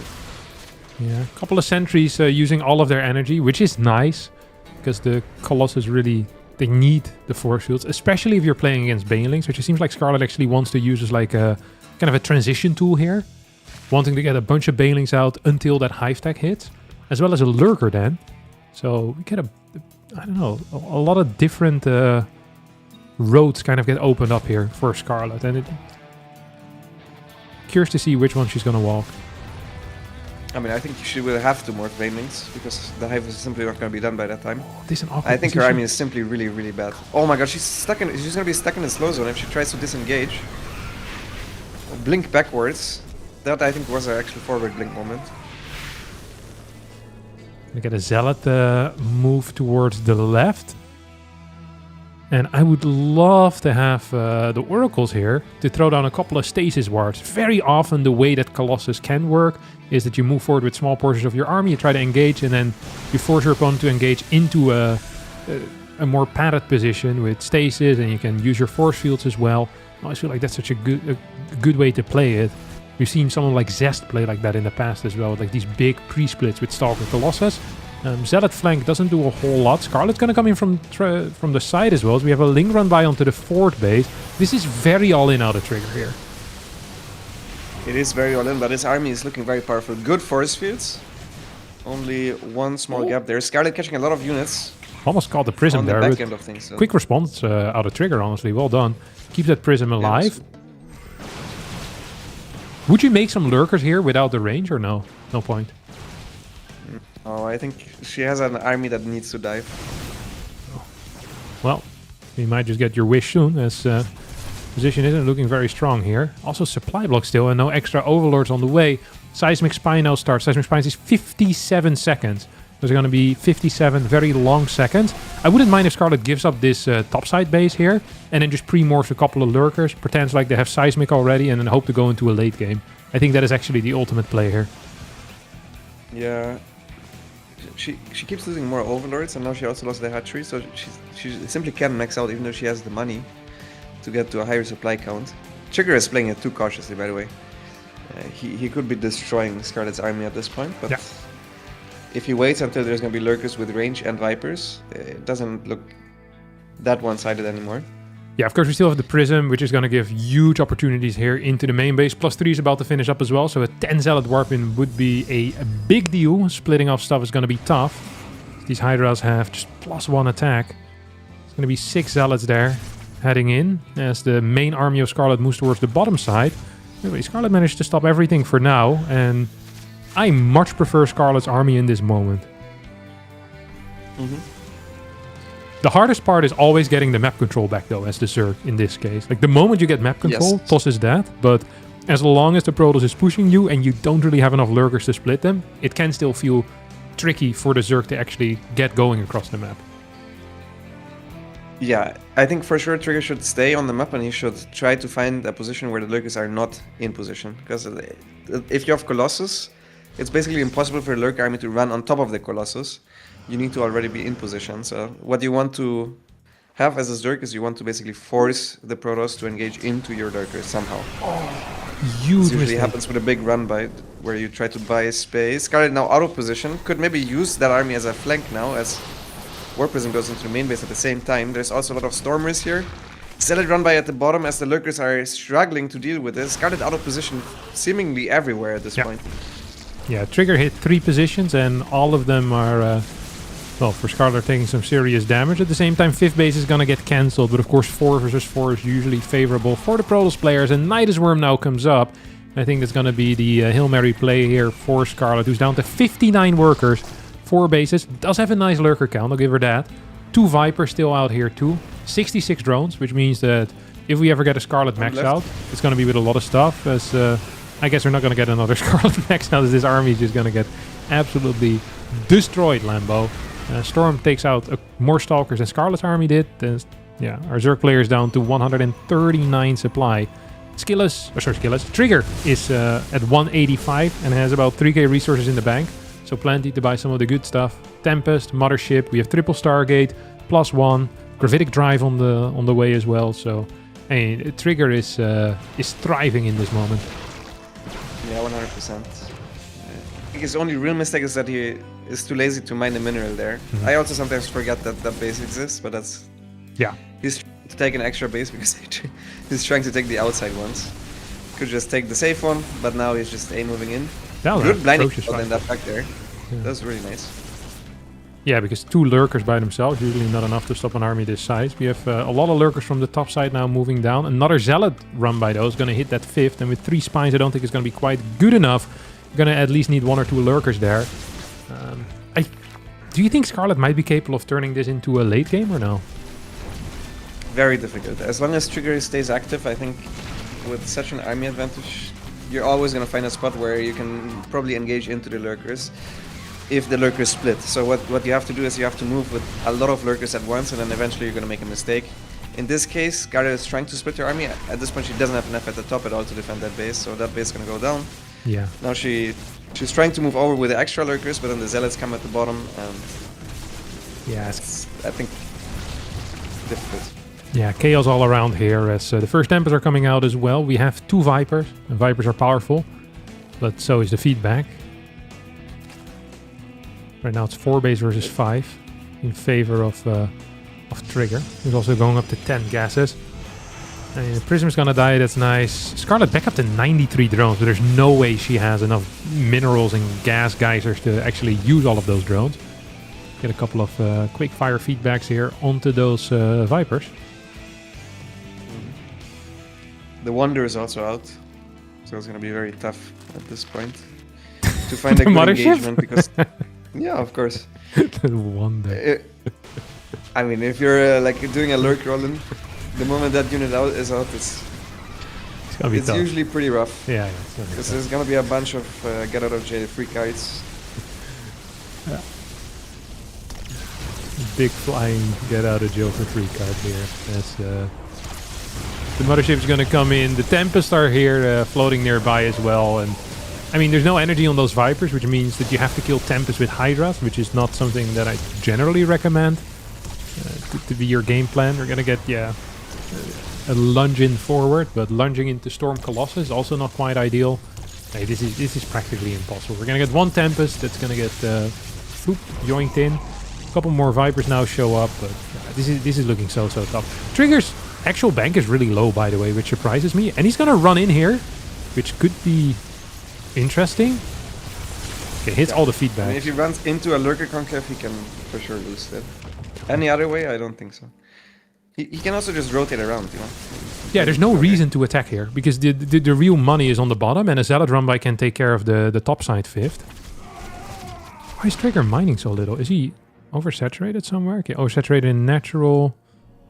That's about it, though. Yeah, he had idle workers in the main base that just now moved away, so...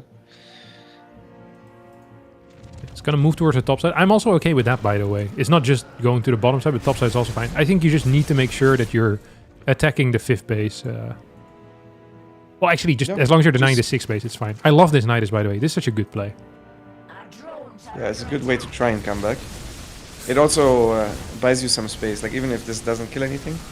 I don't know, she's overstaying. Oh! Barely in time there. The Lurker moves into the dead zone. Is there even an Observer in this army? There's not. Oh, that is such a hassle. There's just one Observer in bottom right, and at the same time the Temps are going to get taken out there. I think Scarlet is taking back some momentum here, Lambo. I'm not saying she's winning, but... How did those Tempest even get there? I think they rallied to deal with that Lurker. Oh. 2 more Observers on the way. He doesn't have a single Oracle. So no detection with this army at all. So Scarlet is making some moves happen. It's still a horrendous position. Yeah, it's There's also just AFK units everywhere. Those are abductable. Oh, she doesn't have even the DPS to kill it. Yeah, this is a pathetic looking army. Ay. Hop. There go the Archons into the Hydra Lurker. But I just don't think it's going to be good enough. Trigger's bank is a little bit too high. Trigger's army is a little bit too big. And his movement a little bit too solid for him to get tricked here by Scarlet. A single Lurker is dealing so much damage. Dude. What the hell? No detection here is... I mean, that is not allowed. That is such an illegal move. Holy crap. The Lurker on the left also denied mining for like a solid 2 minutes. Yeah. Just now got cleared up. But yeah, it's a little too late. Yeah.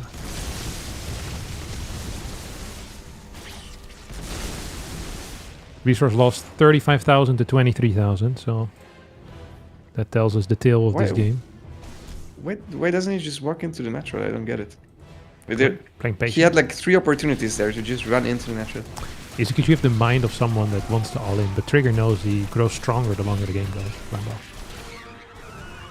It's not the mind of somebody that has to all in, it's the mind of somebody that knows that the other guy can't run into your army. That's like the main weakness of Zerg armies, is that you can't engage the Protoss army late game. It's actually the #1 issue. So if you see that the Lurkers are all borrowed at the third, you run up the natural, what is he gonna do?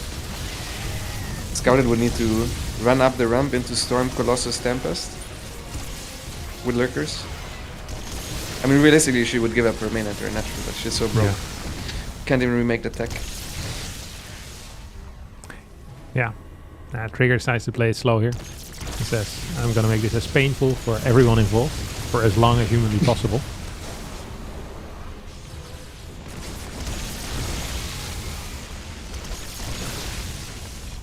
Whoa, GG. That's beautiful.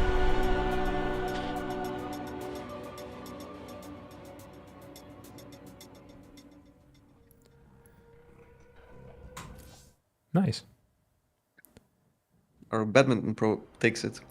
How good do you think he is? Like, if I play against him, can I take some points? I don't think so. As somebody who has not played badminton? You No. think? You think no? No, I don't know. I would bet on myself that I can take some points. It depends how many points. Like, you might take 1 point, but I don't think you take very many. I think the difference, like the initial improvement that you can make if you seriously do a sport, is so big. Yeah, for sure. But I mean, like in table tennis, for example, if you're like somewhat decent, you can also take some points of people that are, you know, a bit better, like a bit advanced. But the Yeah, moment but they're yeah, I feel like he's been playing for like a actually year and a professional. half or so for 5 hours a week. Like that's such a serious time investment. I feel like he's just gonna destroy you. Yeah, for sure, but I'm wondering how that game works in particular, Yeah, in terms of how easy it is to take some points off. I think it's harder than in ping pong.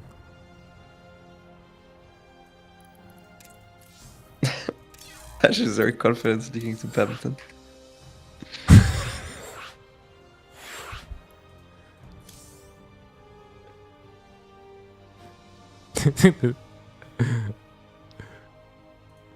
There's a guy in my chat. Wait, this is the funniest thing ever.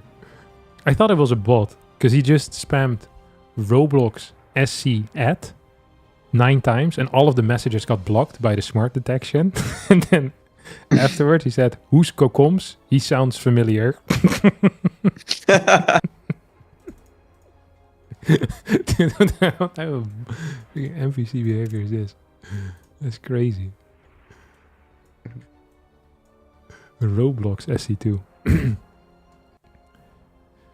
Playing badminton versus a good player is crazy. They have you running all around the court as you just stand there returning everything and not having to move.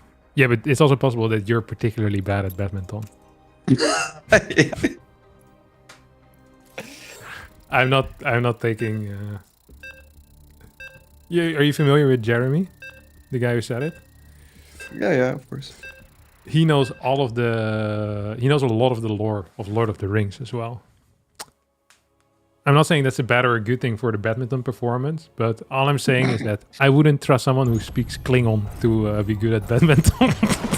It's probably a bad sign for most sports, yeah. Beam me up, Scotty. Get out of here.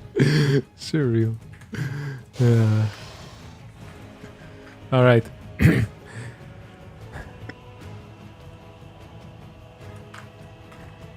We got Trigger versus Scarlet, game number 2.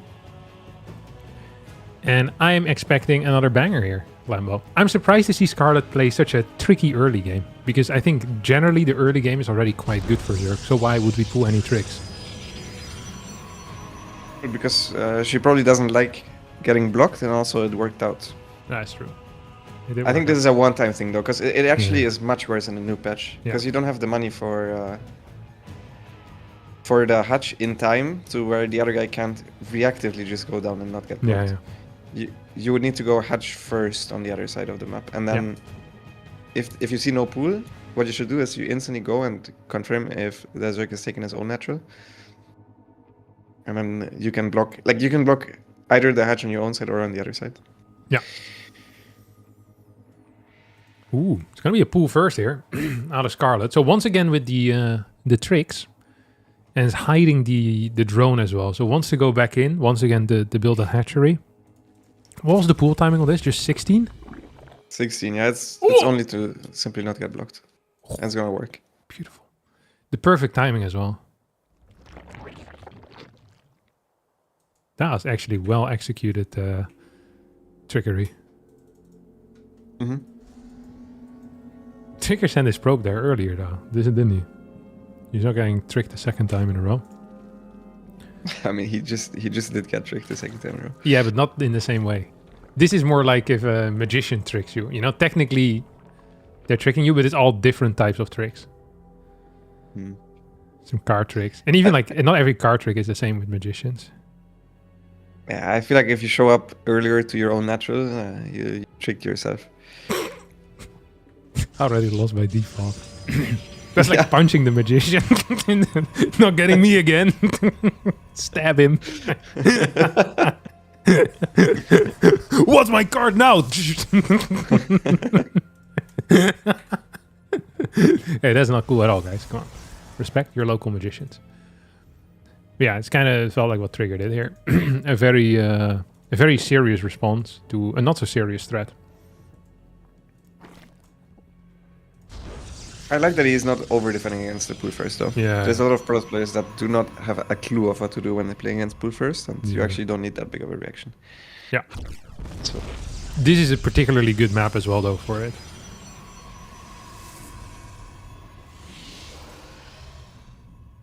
Yeah, because the wall of is short, I guess. Small. Yeah, yeah. So it's like you could. There's a lot of different ways you can do it. And you have like a single building, or what you call like a. You don't need to add another building here. Yeah, I think on this map it should be possible on every map to do it with like momentary block. We don't have any of the huge ramps on this one. Yeah. Because he had a pylon, a gateway, a core, and then an extra building to block momentarily. I think it should be possible everywhere. But yeah, this one does look small. Stargate is in the wall because the second pylon was also in the wall. That means that Scarlet can easily see what's being produced out of the Stargate at all times, even after the Overlord dies, by the way. Because you can like bump a link into the gateway and then have a good time. I'm surprised she's not trying to get away with Overlord. If she would go towards the top right, Trigger would not see it. Ooh, he actually wouldn't. Because that pillar, it also blocks the vision a little bit, you know? Yeah, I've been caught like that before. Oh, there goes the Overlord. To Overlord heaven. Unless that Overlord wasn't a good boy. He goes to Overlord hell. Being an Overlord already seems extremely miserable. I don't know what happens in their hell. Did you just get reborn? Welcome back. Welcome back. Back to the pervert pillar. Yeah. Their hell is just being reborn every time. The dream of every other species. Immortal life. Dude, being an Overlord is so awful. Actually the worst. Trigger once again going for... What if you get morphed into an Overseer though? Yeah, that's, that's a huge upgrade, no? Yes, yeah, you get more eyes. Get so many of them. You get more eyes, you get abilities. Faster. Usually more important as well. Yeah, more important. Gotta be more impactful. Oh! That is one drone that went down. There's two drones that went down. What's the damage though for only getting 2 drones? It's the amount of damage I get when I get 4 drones, Lambo. I would not be happy with this. Charge. Very interesting follow-up. +1 in charge. This is gonna hit extremely late. Like with a build like this, you would think that he would go for more units out of the gateway without warping it first, but he's not doing that. Oh, he tanked with the red Oracle as well. You always want to fly in with the strong Oracle. Because then if the queens don't pay attention, they start attacking the other one first. And even if the queens are paying attention, they often start attacking the other ones first. So it's just better all around. Yep. We got a Roach Warren here defensively for Scarlet. Has a wall up already too. So probably eventually it's going to build some roaches. Temporarily wall. There's a lot of links, so nothing can slip by Scarlet here. I really like the spot that the Canadian Zerg is in. I don't understand the build order at all. Like I don't see how this is ever going to do damage. But maybe I'm going to eat my words now. Oh! Links are in. Really See the zealots. Yeah, she gets the scout. He didn't even... I was in Trigger's POV. He didn't move them away, even though he was looking at it the entire time. He even had them selected. Maybe he wanted to run across the map fast. Yeah, I guess he could have moved a bit south and then try to ring around the road. He double robo behind this. That's crazy. I saw an infestation pit go up as well, but it's been cancelled. I thought it was going to be swarm host here for a sec. This is an okay swarm host map. If anything can be said about swarm host being good ever. Zealots are going to hit, but we have a lot of queens out. Oracles at the same time going to go into the natural. Spore is there to stop these oracles from dealing too much damage. Roaches weren't all here, but oh, that's a beautiful morph there with the 2 Ravagers. And we're going for Overlord speed here as well. Yeah, she's going to counter them, which I think is a good move. It was a clean enough early game. Also, this build just... There's no way you can go for a +1 8 charge out pressure and it's safe. Yeah. On the back end. Like, there's just no way.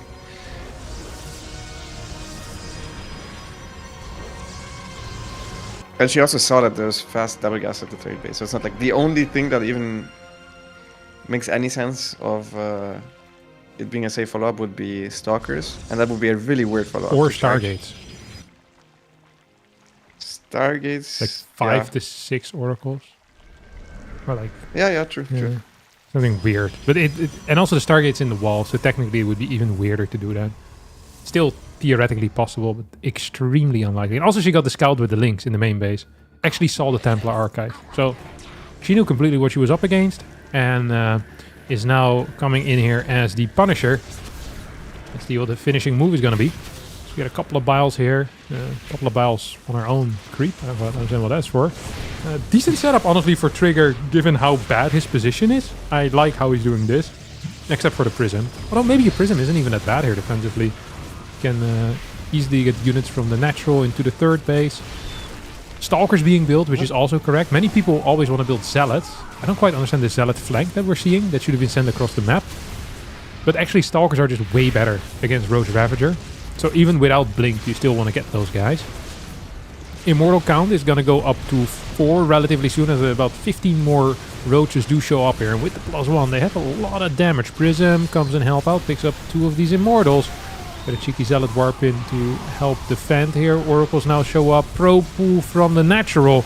This is looking terrible for our Protoss player, as Scarlet is moonwalking to victory here, Lambo. Walking straight into triggers. Naturally, he's gonna have 2 more Immortals spawning. Queens are off group, so they can't transfuse anymore, but the 1 Auric is not gonna be enough. And yeah. He lost all of his probes at the natural. He still somehow has 58 probes remaining. Yeah, a build that both of us were surprised by. And a build that I think Scarlet also was surprised by, but was well countered. This wasn't the good type of surprise in StarCraft 2, where it's like, oh, I was not ready for that. It was more like, oh, that seems extremely bad. And then it actually was extremely bad as well. And of course, getting everything scouted didn't help. But, I mean, if there's a Roach Warren already, or a Baneling Nest, I just have such trouble seeing this do anything. Yeah, I think this is holdable even with Ling Hydra, to be honest. That's crazy. But, I mean, unless you're also overgrown at the same time. Yeah. GG! Scarlet takes map number 2, and it means that the series is all tied up. It's good for our schedule. It means we stretch it a little bit. I wonder, if you go for a build like this, where you go, like you want to hit a certain timing with a couple of gateway units, like why don't you produce first out of the gateways? Because then you feel like it's being seen. Okay, but like the gateways were in his main base, they were not seen. No, but you can't build those in time to actually have an impactful slow production time. What, like, let's say he builds even just 1 cycle and then transforms them into warp gates. And then we would have 2 extra Zealots.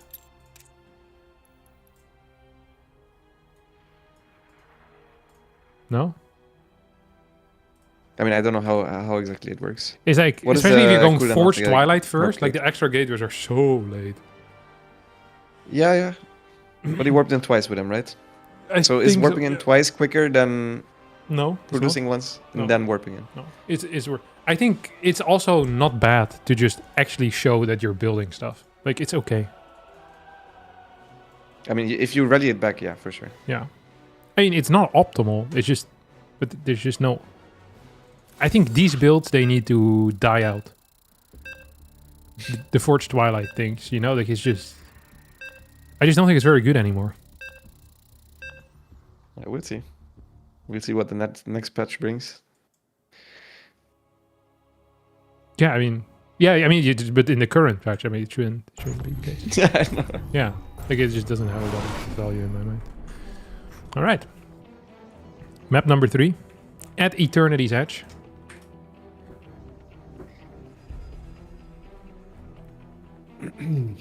It's always the easiest to play like something that you're already used to, even if it's slightly worse. Yeah, but this is a lot worse. Trying to figure out, then trying to figure out something completely new. So that's obviously why he's doing it. He's going for a proxy gate, right? Yeah, I think so.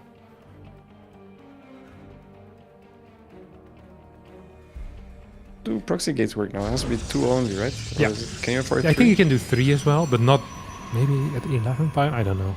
I honestly haven't experimented with this enough. I think you could probably afford 3. I'm very surprised not to see a Chrono on the Nexus and a later pylon, because I feel like it would pay off immediately. Yeah. Immediately, yeah. I think so too.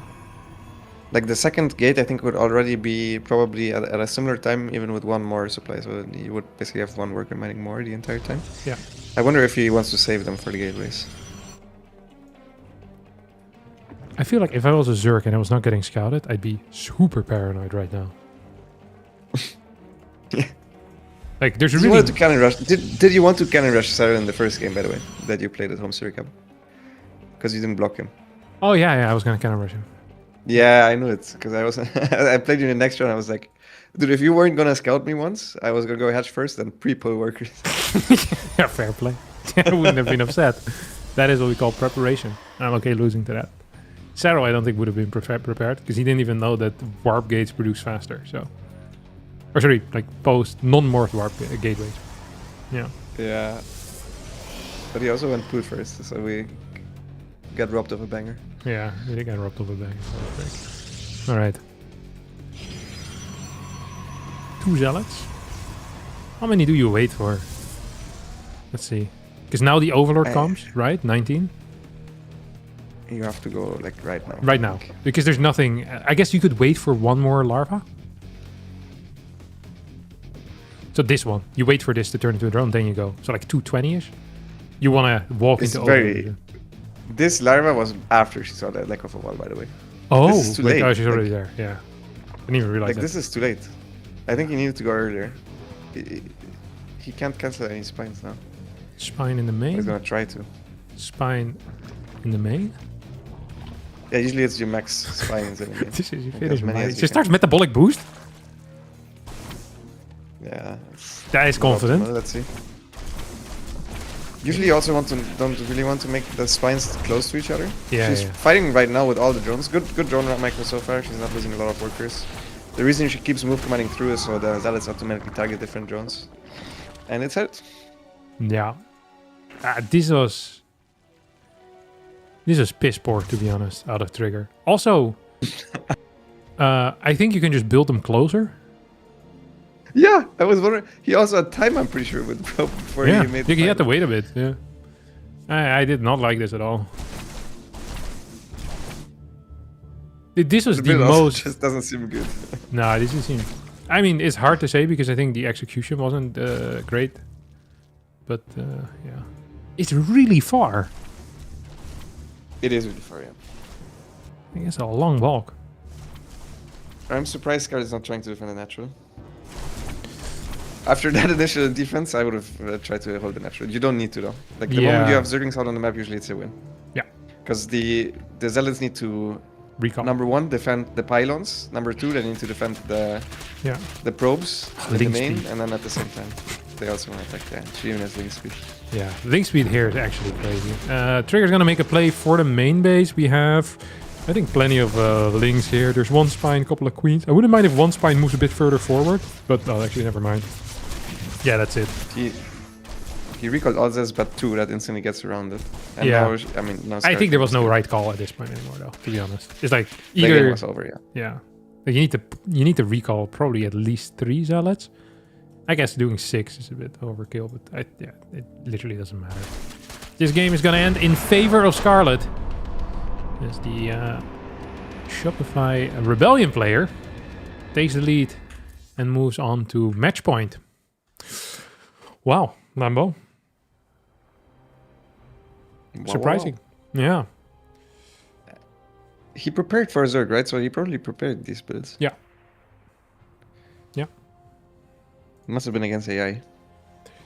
To be fair, I do a lot of my build preparation I've done against AI as well. Yeah. Builds confidence, No, I get it. but not the greatest opponent. Bad counters to most builds, to be honest. Often underwhelming.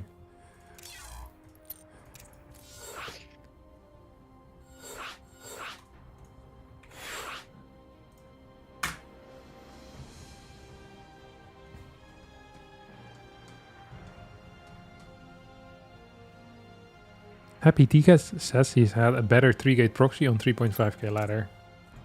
I seriously doubt that. Yeah, I really doubt it too. Because if you can 3-8 better than this, probably you're a higher MMR than Yeah. 3.5. Exactly. But how about you send a replay and then we can judge it? It's one of my favorite things to do, Lambo, is asking replays. People need to show some proof. Not that evidence, lack of evidence speak. We need to see it. Yeah. Yoda either says he's seen better 3 gates at 3.8k. Still a debatable claim, but it's getting closer to where we want that number to be. 4k 3 proxy gate, now we're talking. Slowly but surely. I'll sell at 4.4, alright? Yeah, like low masters, I think, probably. Maybe high diamond already can have better than this. Yeah. Alright. Map number 4 it is.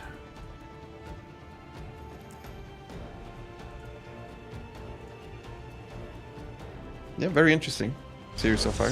Trigger played kind of the first game the most standard, except for going into Colossus, and that one he won. Second game a bit more greedy, like a slight pressure. Yeah. The last game really was the biggest question mark for me so far. Yeah, surprising. Definitely. I wonder if 2-gate Forge is any good. You probably can't afford it, I would assume. Why not? Because you could go 2-gate Forge in the previous version with the 12 workers. And like right now, basically everything goes... 1-gate like Forge then. Like yeah, it must be 1-gate Forge. I think 1-gate Forge might actually not be bad. Although maybe cancelling just the natural isn't good enough. It is not good enough already for the 2-gate Forge. Maybe with 1-gate Forge it's less committed, and then maybe it would be good, but I don't know. You can go into like Cyber, play like 1 base Stargate or something, and have like a cannon to help you out. They'll need to go Ravagers to kill it. Get like 2 cannons, 3 cannons. Also not sure if the 1 gateway zealot production is enough to guard the cannons from drones. Because of drone pool. Yeah. You have 2 zealots maybe by the time. Yeah, we need to test it. Many things that need to be tested. And so little time. Ooh. Only 1 worker in gas here, Lambo. For a very long time. He's not going to pull a 3rd one in. Where is that one coming from? Oh, it's the scouting worker. No way. Ooh. Oh, that's going to be a late Stargate then, isn't it? It's a late Stargate, yeah. Holy, that's going to be very late. Could also be a no Stargate build. Yeah, I have my sincere doubts on that. This is how most pros players play, no? Or well, I can tell you that this is how most pros players play. I probably know better than you because I play against them. Really? A lot of them play, yeah. Most people have maximum mineral line saturation, or at least 15, until they make the cyber core, and only then they start putting extra into gas. Okay, so I usually get my Stargate 243-ish. So this is like 3 seconds delayed. Yeah, it was 3. Yeah. He was just 1 second late with pulling the probe. Yeah, it's not that bad. The normal Stargate timing when I check is like 247, 248. Okay, like that's the average? Yeah, I would say so. Okay. Yeah, that makes sense because I deal a lot of damage with my first Oracle. Almost every single game. Even against herO, I dealt quite a bit of damage, which I was surprised by. Yeah, it's because you guys all have different build orders. Yeah. I can't reliably know any timings. Yeah. Eat that, third players. The inefficiency of the Protoss once again. Eating in the Zerg win rate. Added variety, man. Yeah, it's all that added variety. Okay, double adapt. Okay, let's see what these adapts can get done. Yeah. No. 12 links. So that means 6-6 split here. There's gonna be a finish. Whoa. Oh, that was bad shade. I would have surrounded that with drones. Yeah, I was surprised. That was in the middle of nowhere. Like, does this finish? No way, right? It's gonna die. Yeah, it's gonna die. It's not that many. I think he was distracted by a 2-link run by. Oh, so this wasn't too well executed. I didn't even see that. Did not see that. Okay, cool. I mean, that's a brilliant start here for Scarlet. Second gate needs to be built here. Void Ray is the first unit coming out. And a supply block, the 42. This is a classic already. I love that we're getting new classic supply blocks. But it feels much easier to get supply block now as a Protoss player. And this is... yeah, Zerg too. This is an absolute classic. Second Stargate. You need way more overlords than you think most of the time. It's especially true in the early game because the hatcheries give so much less. Yeah. So everything feels kind of off. Third Nexus, second Stargate. You think this is Oracle or Phoenix or Void Ray? I think Phoenix would be really weird if he goes Void Ray and then Oracle and then Phoenix. It would be very late extra Phoenix. I think it's gonna be Oracles. What's your guess? Void Ray? Oracles, wow. I didn't want to guess. I was too afraid of being wrong.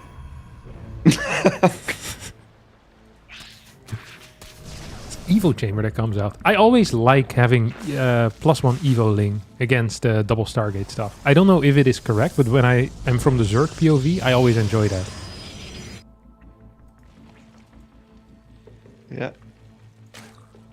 But now you have to tell us if it's like, well, like imagine like you're a good Zerg, so like what would you want? What do I want when I go for +1 melee? No, what do you want against double Stargate? Imagine I would tell you. Oh, I would Queen Walk with many queens. Every single time. Queen Roach? Yeah, that's by far the best. Then the next best is Quick Hydro. But by far the best is just if you have a Roach one and you scout it somewhat soon, so you can make extra queens. And then you go across the map. Okay. That one, literally, they have nothing to counter. +1 melee is... can be fine sometimes, especially against Phoenix. I like +1 melee because you can do Ling Bang Bing counterattacks Bang. and Yeah. Phoenix have to go home. I guess with Oracle, that's Against not as Oracle, big a it's not deal. that great. Yeah. Scarlet's playing blind 6 queen, by the way, which is big. 7 queen, what the hell? 8 queen. Yeah, What? she read it. How? It's a single Oracle and quick 6 cast. Yeah, but there's a Void Ray too. That's just 2 units. Yeah, so there's obviously something lacking. Okay. You guys are real good at this. Hello, wall? Oh, thank God. He's gonna defend with the oracles here. That feels awkward. I don't know what Scarlet's supposed to do though, because she built a crap ton of links. Just make drones. Oh, and we have the gonna go broken again. fort base as well with the 3 gold patches here. God, that's nice. Yeah, for Zerg. Yeah, you can kill the cooling tower though, and you destroy like some patches there. I know. But so far no one has done it yet, and the only way you can do it Oracle. really as Protoss is with a Void Ray. Or oracles. Oh, there we The go. Oracles can... Yeah, this is not what Trigger was looking for with the Oracles. No. Let me tell you, it's, seeing 8 queens chasing your 6 oracles is not entirely ideal. We're gonna get a bailing attack as well at the same time. Oh, carrier follow up. Oh.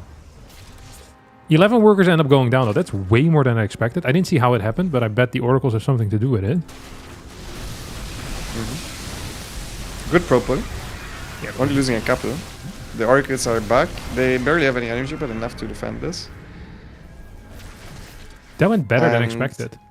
For Trigger. This is a really random follow-up. Like, to be honest, there is a possibility where Scarlet just goes Mutas here.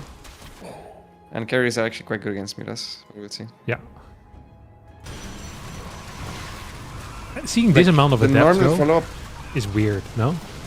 Yeah, it's weird. Usually it's Voiders or Stalkers. Yeah. And if you go for Stalkers, you would not have warped in the extra adepts. Yeah, it would have all been stalkers and it would have been tucked in neatly.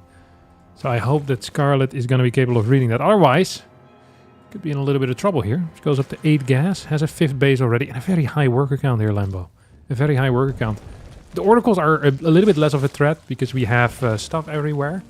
Spores, queens all in position. So the oracles are once again trying to get in. She sees the Cyber Core. She saw that the Cyber Core was getting chronoed. Oh, So she knows it's some form of Skytoss, but she needs to guess correctly now anyways, because if you think it's Void Rays, you go Mutas. If you think it's Carriers, you go for Corruptors. And she's gonna try to get a confirmation with the Overseer. That's gonna be huge. she gets does Mutas start the already. Mutas before she gets it. Yeah. I would cancel those. Really? No way, Scarlet. It's does. a lot of Larva down Not a there. canceller. Not a canceller. 14 drones added into the mix. Build different, Lambo. Freaking 15 Mutas. Scouts that it's the wrong call. Still commits to it. Sunk cost in a nutshell. Beautiful to see. Yeah, we'll see if it would end up working. It's gonna be, for sure, a big surprise for Trigger, unless he randomly sees it now with the Oracles. That would really suck for Scarlet, because he has like nothing in the natural. Seconds. It's like second spire. I guess that's normal though, right? I'm just excited to see if it's got to be corruptors from here on out, right? Yeah, usually second spire is not that normal. Like you go for high first. Okay, he sees the Mutas now for the first time. 2 carriers were somewhat close because they were Plus 1 as well on the carriers. That's a nice damage output. Still, only 2 have died, and 10 workers end up going down. 99 workers behind this Lambo. This is what we call an epic macro game. It's an epic macro game for sure. I don't like the Phoenix. I don't think you make Phoenix now. I think you just camp 2 carriers there and you make Void Rays. Because it's so obvious that the follow-up is going to be Corruptors. Yeah. Ooh, Scarlet is... lost like 5 mutas to kill 1 Adept. Don't quite know what the conversion rate is nowadays for Zerg, but that seems a bit steep. A bit steep, even with 99 workers and some gold bases. Yeah. Kills the base though with the Zerglings, that's huge. Yeah. Could have also killed the cooling tower maybe. Would have also been funny. I guess you had to pick. It would have been funnier to go for the cooling tower, but probably better to kill the Nexus. Ooh, a couple of links here in the east. Wanting to get in. Oh, nice warp in there out of Skillous. Oh, Skillous. I keep saying Skillous. Trigger. Trigger with a fast warp in. Oh, that carrier. Oh, saved. Saved. +2 air weapons here is on the way. It's gonna finish up. Like, we're gonna get a late game Lambo. How about that? Yeah, I'm not sure. I wouldn't really call this a late game. So Scarlet is gonna go in. She's sniping the mothership. That seems the range, no? This is a wild fight against. This is a terror fight. Also some missed target there. What the hell was that? Well, the Auric is not doing anything against the Zerglings. She gets the Nexus as well. I think that kind of makes it fine. Really? Killed 2 carriers, lost 19 Corruptors. And a mothership, right? And a Nexus. Yeah. Yeah, but the Nexus wasn't in the trade. You know, you didn't know that was gonna happen. Yeah, okay, but it happened as a result of the engagement, right? Yeah. I think it was part of the evaluation as to why she continued to fight there. We'll agree to disagree. As we get a full attack here onto the map. There's 12 Corruptors. She's maxed now anyways. Yeah, she's got a lot of stuff. Spores coming in as well right now. +1 attack. That's not a fight. No carapace upgrades. The queens are not here either. This feels kind of weird, Lambo. Yeah, the Zerglings should go across for sure. They have no purpose here. It's just not enough for us. It's not scary. Yeah, you're right. Yeah, interceptors end up dying. Carriers are going down as well. The Phoenix Void Ray Oracle Ball is not gonna survive as triggered despite some cute battles. And even a positive resource loss staff is going to end up most likely dying here to the superior economy of Scarlet. And that means that Scarlet is officially world's best Canadian. How about that? Is there any other Canadians that we're missing that could maybe make a claim? Yeah, there's Maples. Maybe M. Canning. M. Canning is American. That's kind of his brand as well. Like he walks around with like the American flag and stuff. What is there? Is Heaven American? Canadian, I mean? No, I don't think. I think he's American. Also, they can't really make a legit claim, you know? I don't think that's how it works. Exciting. Almost exactly on time as well. 1854 Central European summertime. And I told the Koreans that it would start around 7. I've been so accurate in my time predictions. Very nice. Yeah, very nice. But I have to leave now, though. I have to leave at 7. So this has timed out quite nicely for me. Oh, you're leaving? Oh, what a bummer. Nah, that is what it is. I'm cheering for SHIN, though, for the quintuple kill.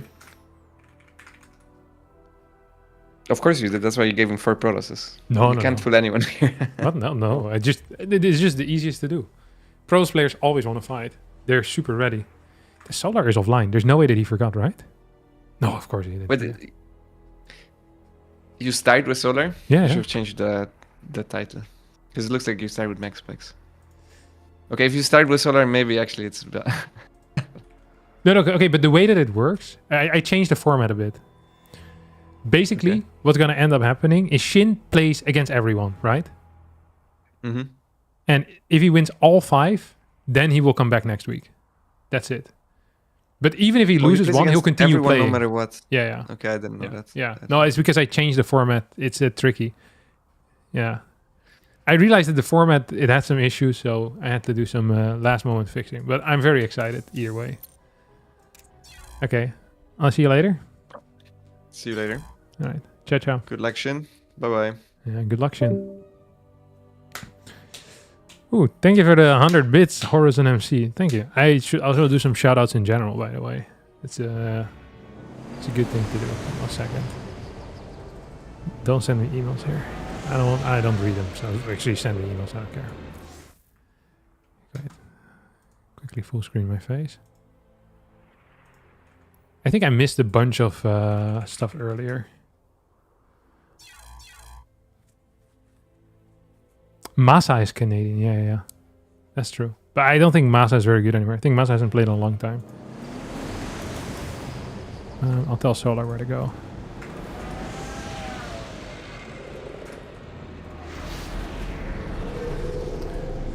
Oh, I should have probably done a better veto process. Should I just pick 3 random maps and then tell them they can all veto 1?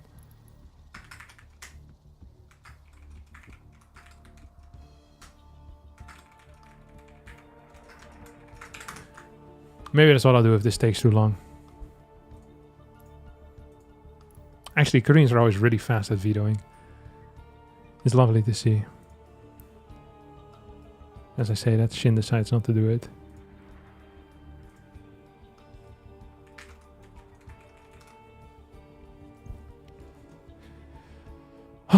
Are you doing more IOTIS bronze games? Yeah, probably. I'll do more in the future, for sure. Okay, Heaven, by the way, thanks for the raid an hour ago. Ember Drake, thank you for the subscription. And Falander as well, thanks for the subscription. Okay, we're all caught up now. It's good news. Is there anything else I missed? I don't think so.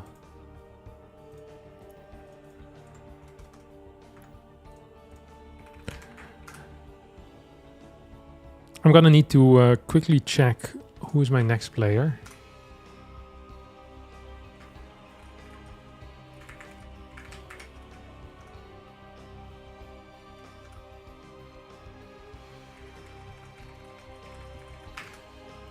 Okay. I think Classic is after that.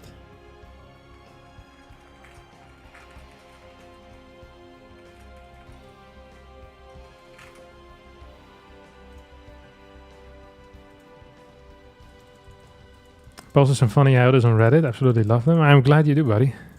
I'm a big fan too. Oh, they're here. Okay, so for the people that missed it.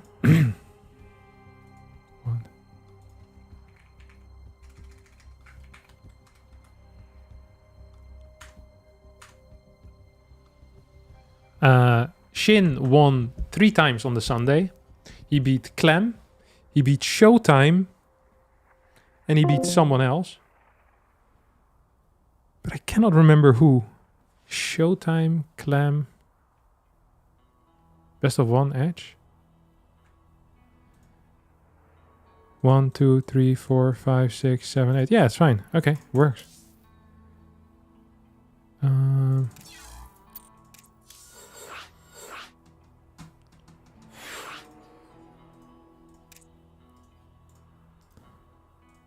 Yeah, he won 3 matches in a row, and then you trigger the special event in which you get 5 best of 1s. If you win every single best of 1, you get to come back again next week. If you lose any of the best of 1s, the first best of 1 player that beats you gets the next spot in the Shopify Rebellion Sundays. The second player gets the spot after that, etc, etc. But still, every single map that Shin wins is gonna net him $50 renals. Alright? $50 renals. We got 1 ZVZ and 4 PVZs here today. After this, we're going to go into herO, Classic, Maxpax, Skillous. Thank God that Lambo left us for the only ZVZ that we have today. Thank you for the bitteronis, buddy. Appreciate it. So yeah, that's the story here today.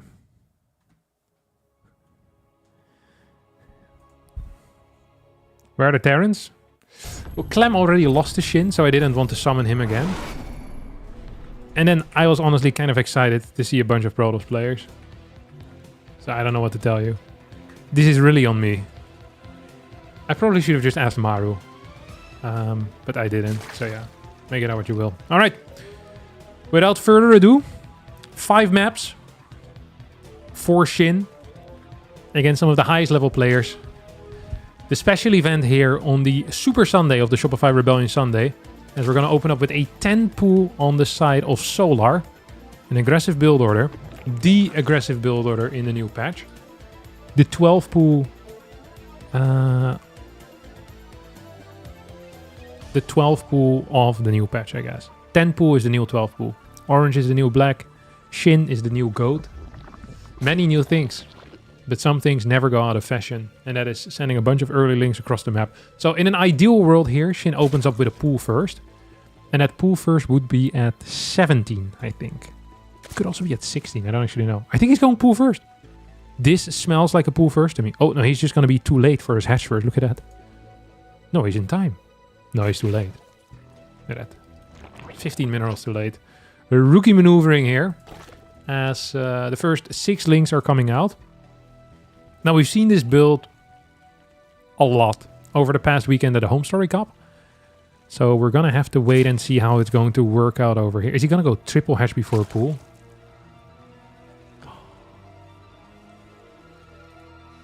Well, that is... Okay, I just had a really interesting thought. What if SHIN just cancels this hatchery last moment possible and then pretends like he has links coming into the main base? I mean, this should be a default loss by any stretch of the imagination, right? We're going to get a pool in. 11 workers to 17. So what if you... Okay. So my thought here is, you don't pull the... Okay, he's going to pull the drones. He's going to try to go for a surround. It's a good attempt. It's actually, you know, a very fair attempt even. Some of the fairest attempts that I've seen in my life. 2 links are going to make their way into the main base. He's going to see the pool timing. This is going to allow Solar to play even more passive than he was planning on doing. I wonder if he's going to add more links as a result. No, straight into drones. He can give up this low ground. Oh, can he? He's lost a lot of mining time, honestly. What an awkward match this is. He's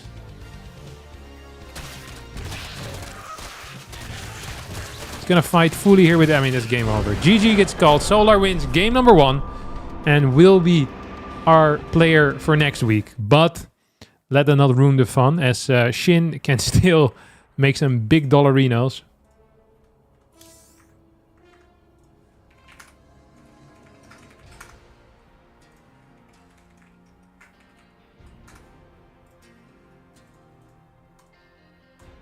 Ay. Poor guy. Did we choose to have a ZVZ, or is this the work of the patch? No, we picked one.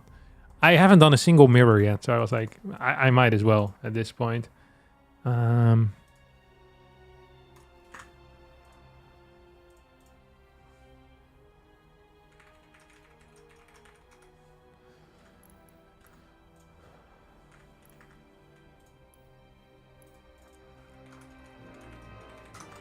should have just picked maps ahead of time, I think, for each individual matchup.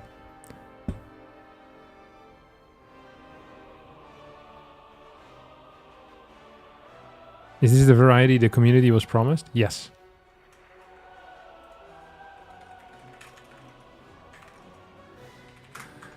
This is indeed the variety it was promised.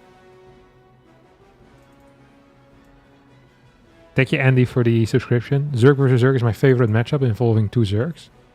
Same. What the hell is this? How about we go Vito? See what he's saying. Byom-hee. That's his name?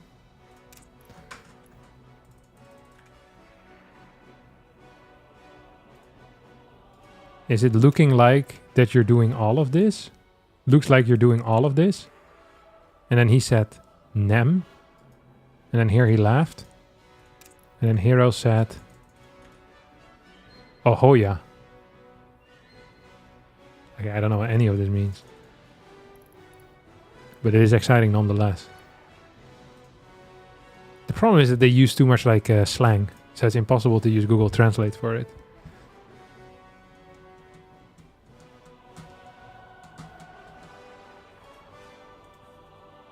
They're vetoing so slow. I should have just picked maps myself. Because these guys are too slow. It's gonna take like half a minute. herO's really quick with vetoes, actually. I always appreciate that in people. I myself am quite a slow vetoer as well. But then again, I'm slow in most things in life.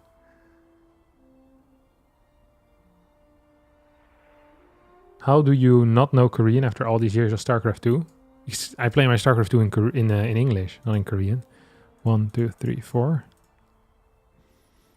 Black at Eternity Edge, Rorschach, Lockdown. Okay, so all of these are gone. Old Sun Temple is still in. Wait, herO is not vetoing the 4-player maps. What the hell?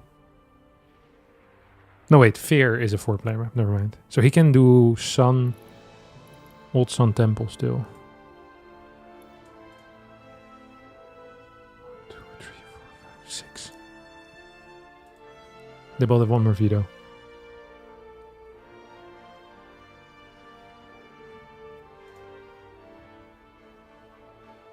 Harstem can't speak Korean because he hates kimchi. I like kimchi. Kimchi is delicious, although. Hi. You are after herO versus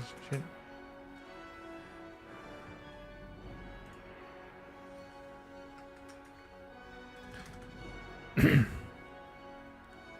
Old Sun. I can't believe that SHIN is the one that vetoes the 3-player map.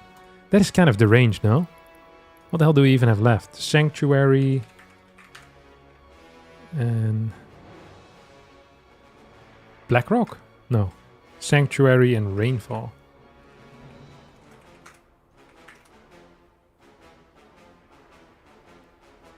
If I'm not mistaken.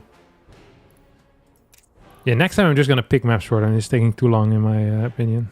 You wanna try kimchi? You can make it yourself too. You need like very specialized ingredients though, I'm pretty sure. Like you need, I don't know what you need. I never make kimchi myself. Irene sometimes does it, but I'm not a big food maker in general. Feels like making kimchi is kind of similar to baking as well, where it's like a lot of effort. I'm just not a big baker.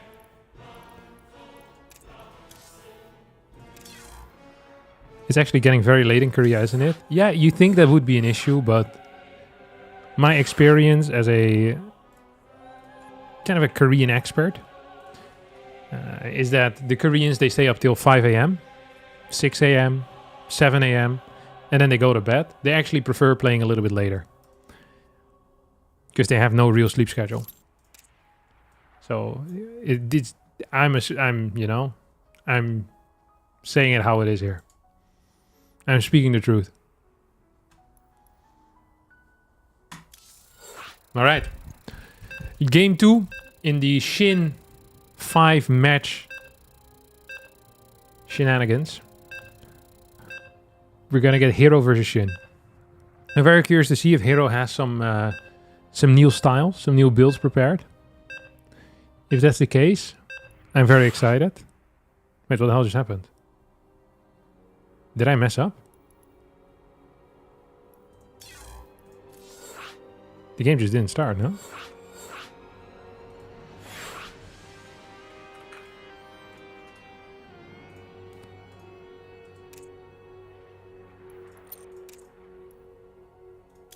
Did herO just... Alright.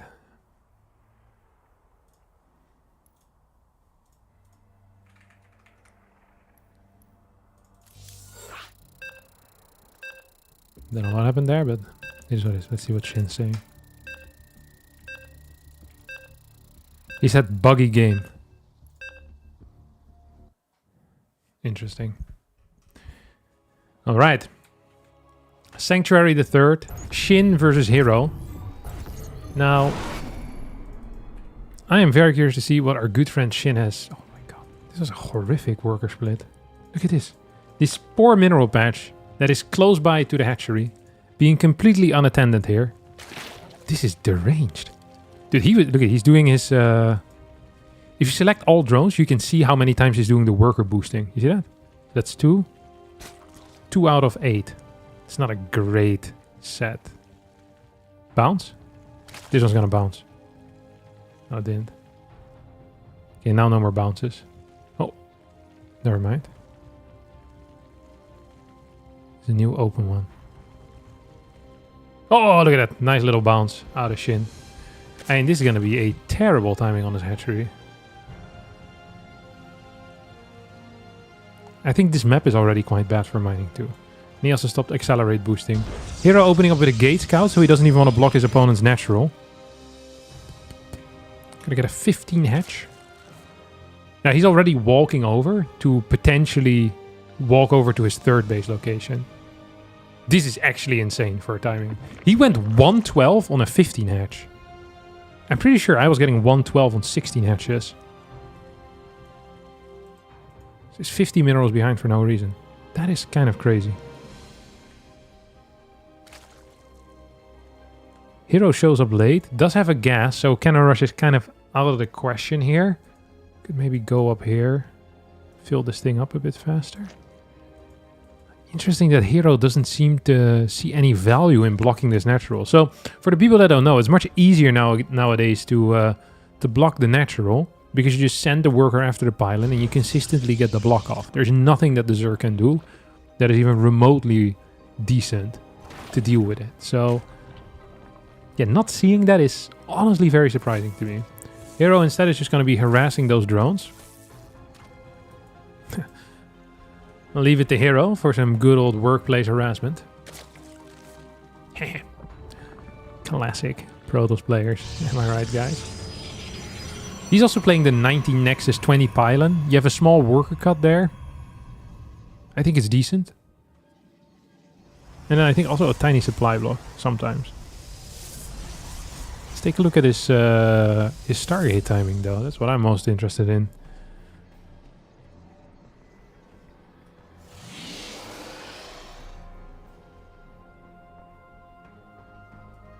$245. I mean, it's decent. It's not 243, but it's also not 247. Although with a gateway scout, it actually sucks. Never mind, I take it back. He went for this kind of awkward wall, but it allows him to take a faster third base because he doesn't need a second gate. Queen, queen. Gonna get this thing first, creep 2 more. See what our good friend SHIN is gonna be up to here.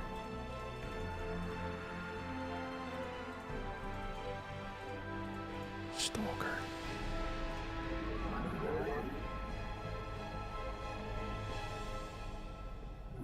See what this Stalker's gonna do, huh? So the moment you see the Stalker here as SHIN, okay, he sees it, he should move this away.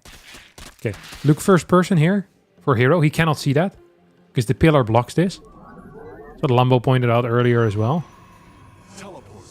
Oh, it's gonna be Oracle into Twilight instantly. So this, oh, it's a Phoenix. It's a Phoenix into Twilight instantly. Now we're really talking. I don't know what this probe is up to though. Is it gonna be Phoenix, Twilight? Is this Glaive? It's gonna go 4 gate. I think he adds 1 more gateway here. You have to. Oh, he's sending the probe out, the proxy. Oh, herO is... He's on fire here. Charge lot all in. Charge lot all in with a proxy pylon. Doesn't have an Oracle with this. Which means he cannot hold his third base. It has to be an Oracle, yeah. I was gonna say, you have to build an Oracle. Without an Oracle, there's no point.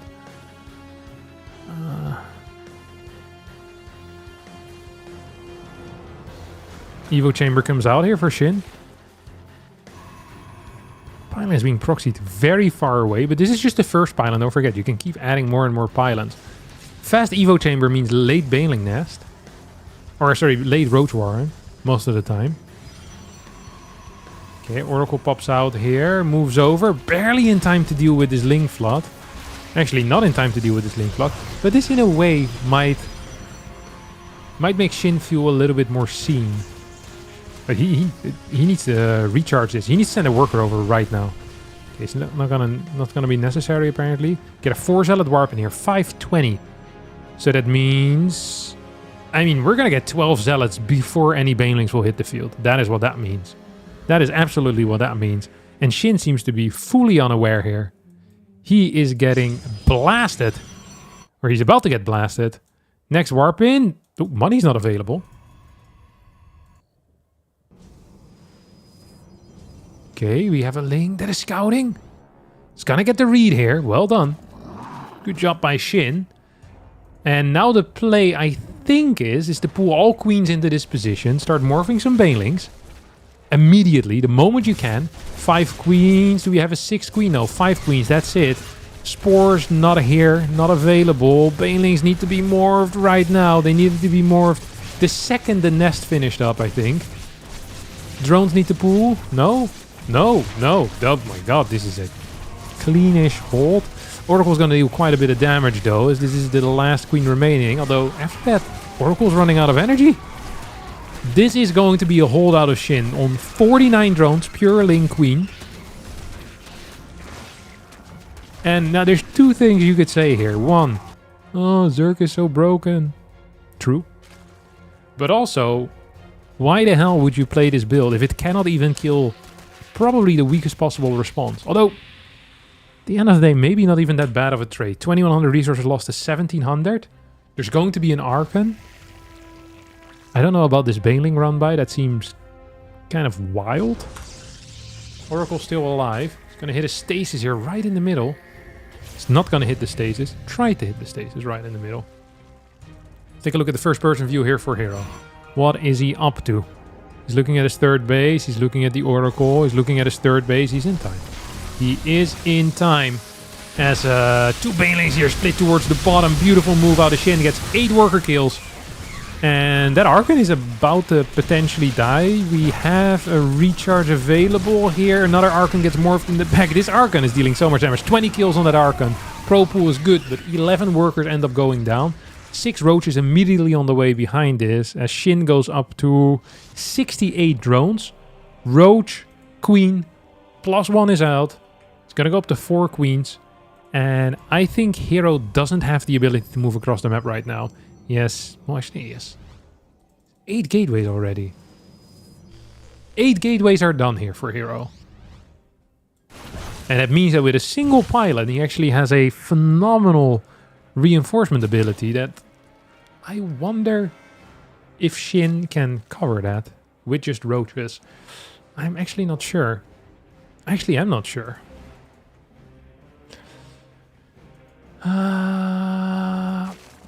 It's gonna be tough. That is the only thing I can say. It is going to be tough, tough, tough. 11 more drones on the way. Oh, 20 roaches out already. No, I actually think that SHIN will be fine.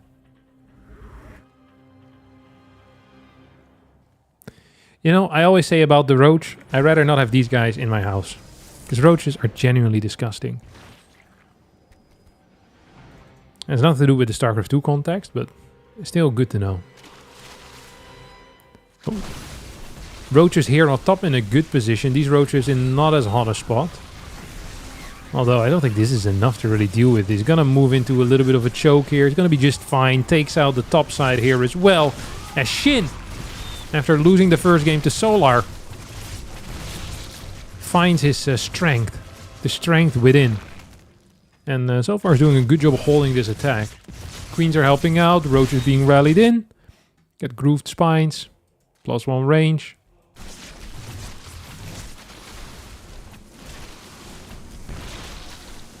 That means that the Zealots are gonna get completely blasted.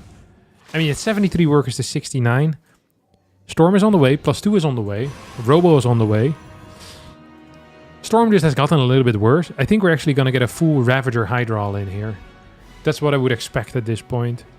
Ravager Hydra of 73, 74 workers. Actually might have some potential in my mind. Main base about to run out. Main base also about to run out here as a result. That's just how this game works. Main bases run out at the same time. Natural also going to be pretty close to running out then. Yeah, some patches, 350, 400. Not a great look, honestly. Not a great look. The Zealots get blasted. Carapace on the way. It's gonna go 1-1-1. +1 melee, +1 range, +1 carapace. Take it from there. I mean, I do not see a world in which herO holds this. I just don't get it. Like, how the hell is he gonna hold? He's trying to run across here with the Zealot Stalker. SHIN is kind of being defensive. He's gonna go into Blink here, herO is. 2-1 upgrades. The Hydras show up in big numbers. I think the one thing you want to know is whether there's a hive or not. Because if there's a hive... I mean... if there's a hive on the way, you're probably freaking dead. If there's no hive on the way, you're probably also dead. But at least you can pretend like you can defend, maybe. Like, you cannot be out here. I think you have to give up the fourth. I think you need to defend up ramps. Some Templar here. I mean, this is so open. That's a good storm. That was a good storm. That was a really neat storm. There's just not enough oomph in this army, I don't think. The storms are trying to connect here. The storms are decent. That storm does nothing. That storm does really nothing either. Gonna go Roach Hydra. Don't forget, storm got a little bit worse with the patch as well. So this type of defense has gotten significantly harder. 72 workers to 71 as herO. Hey, doing an okay job here. Okay, that went way better than I thought it would. Ooh, and this escape is terrible, because we're going to get a blink forward right now. One more Roach goes down. I wonder what we're going to do. He needs to warp in some Templar. That is a fact. Zealots for a run by. I don't mind that either. As SHIN is going to go for round number 2. And try to fight. Stalker's a little bit out of position. Could actually trigger this army to move down here. Nope. SHIN says, I don't want to move down there. I want you to be out of position. And actually, this army is very out of position. Do we have storms? The answer is no for now. And the answer might be no forever. As, I mean, there's just not enough energy. Okay, we're going to get one storm. It completely whiffs. Stalkers try to blink in. We're going to get a Morph here onto this Archon. And that should actually be it here in favor of SHIN after he held that initial Zealot attack. His first counterattack didn't quite deal the damage he wanted, but I think the second one is going to be just fine. All we have left right now is 11 Stalkers against 22 Roaches and a couple of Hydras. The forward base is being blasted. The Stalker Immortal Zealot Force is being blasted as the reinforcements stream across and are here to win the game for our Zerg player. Our Category A Zerg player. That manages to get the first $50 of the day straight into his bank account. Oh, kills one of his own Roaches. It's a dominance move. I wonder if he's going to lose to any of the tosses, to be honest. I do wonder. Of course, he already made $450 in the Shopify Rebellion Sundays. So, he's a rich man. Well, not rich, but wealthy. herO tries to still stay alive, but... I don't really think there's much of a point. And I appreciate the effort, I always do, but it is going to be tough as nails here. Which is weird, because I think nails really aren't all that tough. The fact that the human teeth can just bite them off should tell you enough about nails. Just doesn't make any sense in my opinion. Tough as nails. Tough as steel. Or tough as dynamite. Dynamite is real tough. See what dynamite does to freaking mountains? It explodes it. Puff! Tough as a knife. As bullets. Never seen someone bite off a bullet. Although people do say that you can bite the bullet. Seems like an ineffective way though of dealing with guns. And their ammunition. Then again, what do I know? I've never actually shot a gun in my life. Water guns, perhaps. Alright, we're still just running, and this is really, by any stretch of the imagination, completely over. I really do appreciate what our good friend herO is doing here. And he's giving SHIN a run for his money with these fights, but this should be impossible. It's going to be 2-2 Roach Ravager Hydra. I mean, the army supplies are moving a little bit closer, and herO is actually doing this way better than I think should be possible. But he doesn't have a forward base. He doesn't have the eco to back it up. And I think on creep it's going to be impossible to win a battle. And even off creep I think it's going to be impossible to win a battle. He's not decisively winning fights. He still has an army, which is a lot, given how bad this game was for him, but it's just not going to be good enough. I don't think so. Hydras are still here. Zealots coming in. Reinforcements too far away. And Shin, this time for real, is going to clear hero's push and get himself his first win in the special event here on the Shopify Rebellion Sundays, which, by the way, is being made possible solely by the concept of e-commerce and the company Shopify. If you think to yourself, Harstem, I would like to support this tournament as well. !shop in the chat will get you to the shopifyrebellion.gg website, where with the code SRHarstem, you'll get a 10% discount on all of the merchandise that we have. That includes the shirt that I'm currently wearing.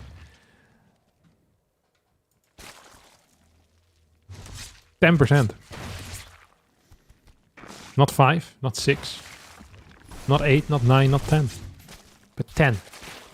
So 10. So yes, 10. Sorry. Oh. And we have lurkers out at this point. Once again, I appreciate what herO is doing here. And the effort and the commitment to wanting to win. But I legitimately think a diamond player would be capable of winning this at this point. You give this, is that true? herO versus a diamond player?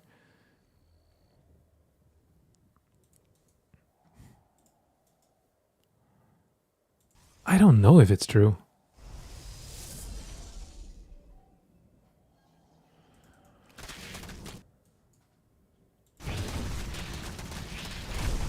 Oh, there go the zealots.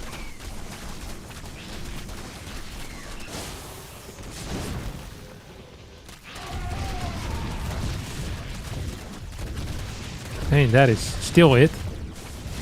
herO is now going to try to win the game with 3 immortals against 8 lurkers. Shin wins the second game in the special event that we have today. And he will continue on to face our next Protoss player, Classic. Congratulations to Shin. Well done.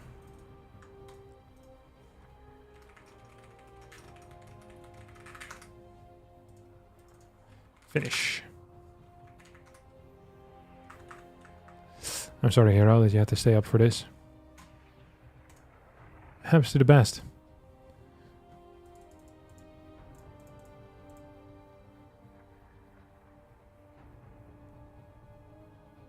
Do you feel proud of the state of Protoss today, given your efforts at being the Uncle Tom of Protoss for years, contributed to the state? Congrats, Tom. Extraordinarily proud. Yeah.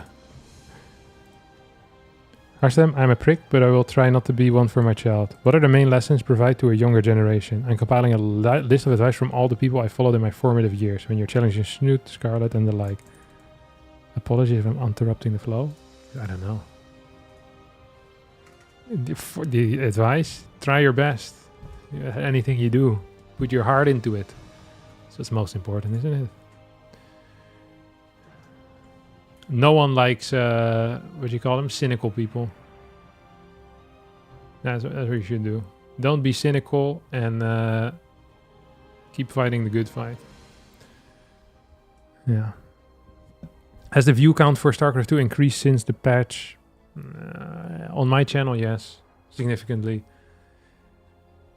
I think more people watch, less people play. But I think this is temporary gains. But I could be wrong. Because novelty always is interesting for everyone. Hello, please, Vito.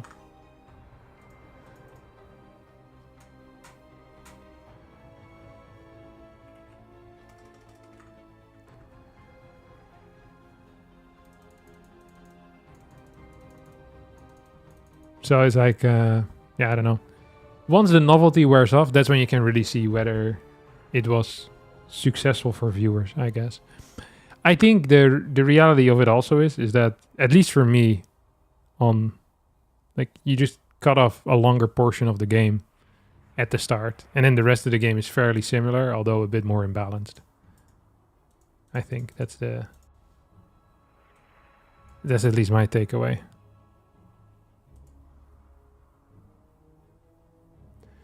There was this thing in nursing homes where they introduced animals and random pets and lifespans increased initially, then dropped off. Then they did music, same initial effect, same drop off. Yeah, people love novelty. I mean, you could... I think for nursing homes, you probably want like a rotating thing. So like 1 year they do pets and then music. And then paintball events. I feel like paintball events at nursing homes would be freaking great. Bah! I like throwing water balloons and stuff. You just need a lot of like non-routine activities, I think, to keep life fresh. Dude, they speak so much with each other. You said hello.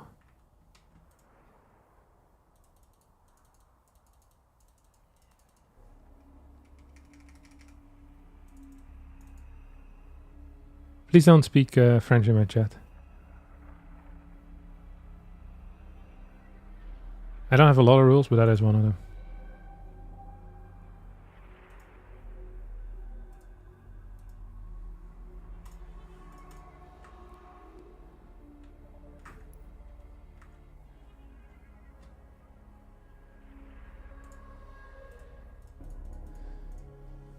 Yeah, I should have just picked maps for this. Because vetoing down to a single map, it takes long because you have to think and it hurts your brain. It's not a good time. What are your guys' thoughts on the patch? And also tell me your race with the thoughts. So do it in the format, first the letter of the race, so PZT, and then whether you like it or dislike it. Or if you have a mixed bag opinion, that's also okay, of course. For example, I personally like that a lot of the stuff feels new, but I don't like the 8 worker start very much. And I'm a Protoss player. Yeah, I think there's a lot of somewhat interesting changes in the patch, but I think the 8 workers are just, what you call it? Slows the game down a bit much. And also makes a lot of the early game balance feel a bit weird. Protoss a bit strong against Terran. Zerg a bit strong against Terran. Zerg a bit strong against Protoss. 1, 2, 3, 4. T mixed bag. Rainfall.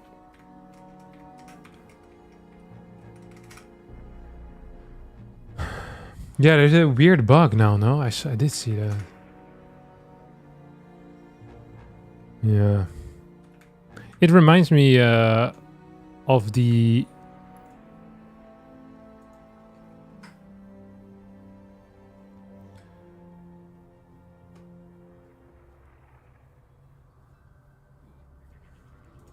It reminds me of the patch where you could lift bunkers into command center. Do you guys remember that? I can't remember how long that stayed in the game, though. Okay, we're playing at Eternity's Edge.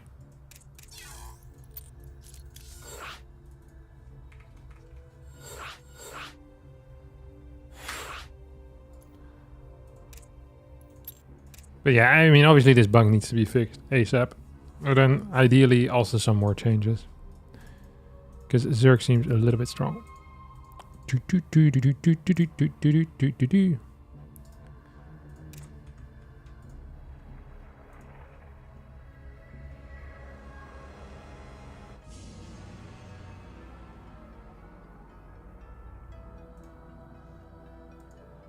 The tanks get lifted again by medevacs, or someone was just trolling me? No, it's true.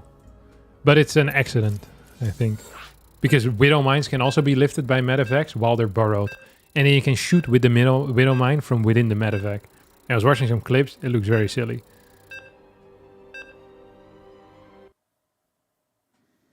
I think you can only lift them while they're in the transition to getting burrowed or to sieging. So they don't always have it. Alright. Classic versus SHIN. Protoss versus Zerg. We're gonna watch to see what SHIN does here. I am very excited. Oh, nice. He tried to double stack. Oh, he tried to double stack again. It goes wrong. I saw Catrock made a video on the double stacking. I think I might need to respond to this at some point. Because to me, he showed me a trick that I was made aware of by Dolan as well. But I don't actually think the trick is viable. But we can talk about it later.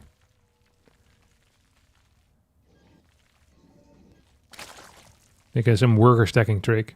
So basically, if you move your drone to the side and then spam right click on the mineral patch, the workers won't bounce because the gap between the two drones is perfect. So what happens if you spam click on this mineral patch while there's one drone working already? The second drone is too fast. So the first drone that's already working there will have no problem and won't bounce, but the second drone might bounce. So that is the main problem. Is this Nexus first? That is deranged. I haven't seen this yet. I'm very curious to see how this is going to pay off. Did Cyril say something? Yeah, Cyril said that he will change it up. My video essay made an impact on him. Which is exactly what I wanted. A little bit of attention from the champ himself. The goat of StarCraft 2. Life must be weird, being, this good at something. Other people talk about you all the time. I mean, other people also talk about me, but usually in a negative sense. Like, oh, that guy really smells. I wonder if he doesn't know what deodorant is. Maybe his shower doesn't work. This is just the people around me. Don't even know what people say about me on the internet, but probably can be very positive either. No, luckily cameras don't capture smell quite yet. It's actually one of the main pieces of feedback that I get. There's two main pieces of feedback I get whenever people meet me in real life. They're like, oh, you're much taller than I had imagined. And you also smell significantly worse. I'm like, thanks and thanks. I work hard at both of those things. Oh my god. This is actually, this is cute. He's mining so much gas though. It's crazy, no?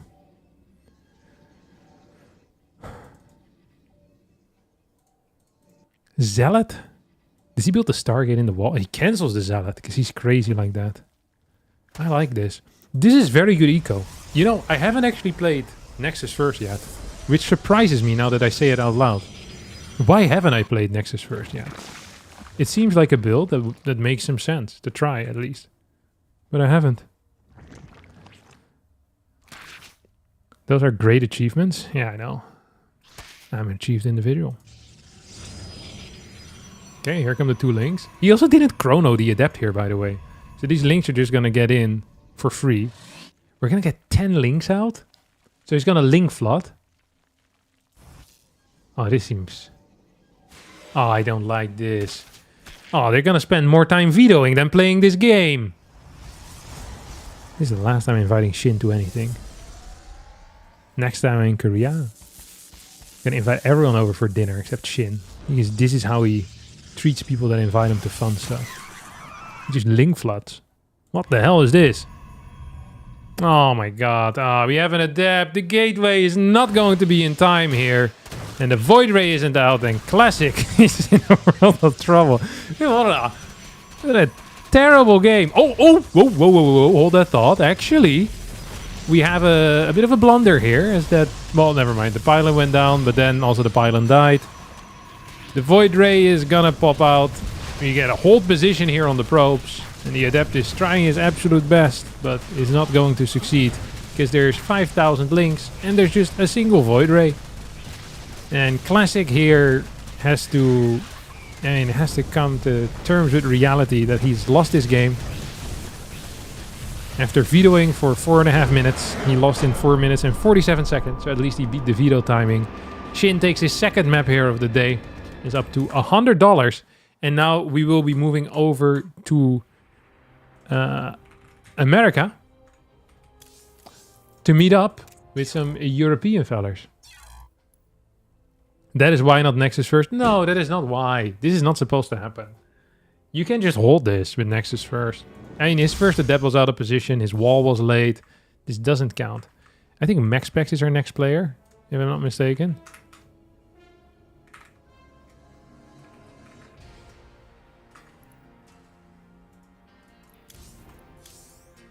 Channel SRS. He didn't even chrono the adapt. Yeah, he was super greedy. At least Classic saved 217 gas for the next game. That is also true. Okay, I'll message Skillous as well. He's going to be our finals battle player.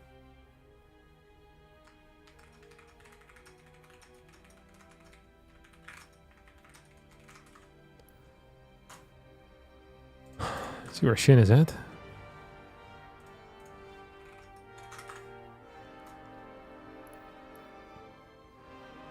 Harstem, pick my race. Pick Protoss.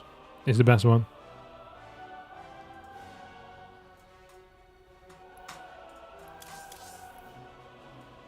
And this is highly unfortunate, let me tell you.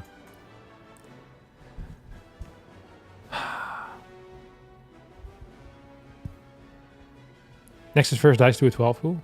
Yeah, of course. I mean, it dies to everything, but you can still play it.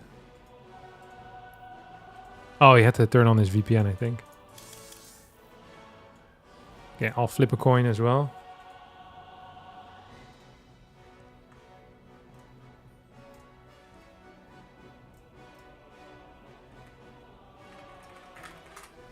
There's a website for heads or tails. Coin flip simulator. Oh my god, that exists. Nice.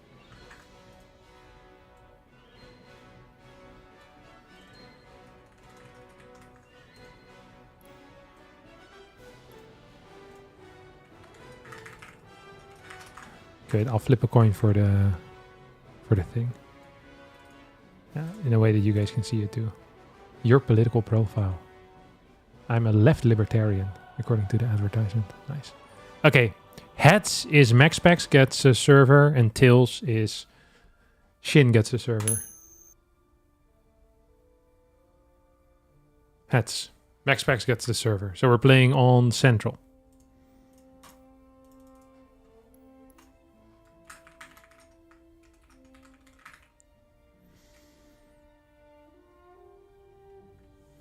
Do you think Maxpax is a Pastafarian? What the hell is a Pastafarian? Oh, that's the spaghetti guys? I didn't know they actually had a name. Pastafarians.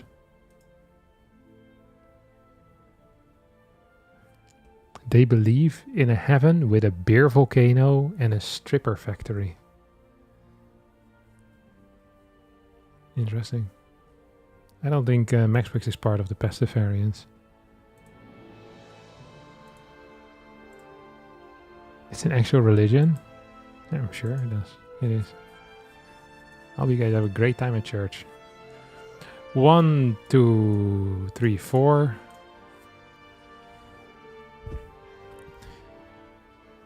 I thought it was more of like a meme religion.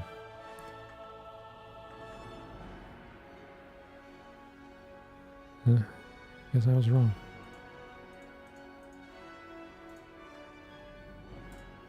One, two, three, four. No, I think Maxpax has been clear about why he doesn't. He doesn't want to show his face. I think that's it. He's just not interested in it. He's a private person. He said, I don't care what you guys have to say. I'm not showing up. Dude, SHIN has to be the slowest vetoer. I'm going to lie. A medic like StarCraft 1 for Terran would be sick instead of changing the Reaper. You already have a medic. It's a medevac. It can also transport. Did you know that David Kim was actually responsible for making the medevac? David Kim said, you know what? The medic is kind of a boring unit. It can only heal and nothing else. How about we also allow it to transport units? And thus he created the medevac. This is a true story. He told me this. And everything David Kim tells me is true.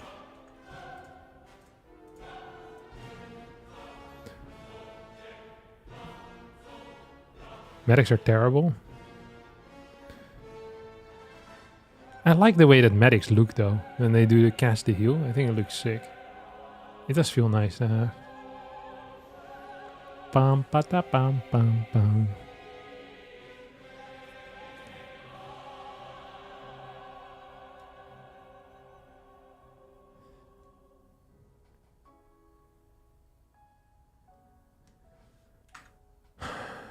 Black Rock, Rainfall. Okay, 1, 2, 3, 4, 5, 6. So we need 2 more vetoes.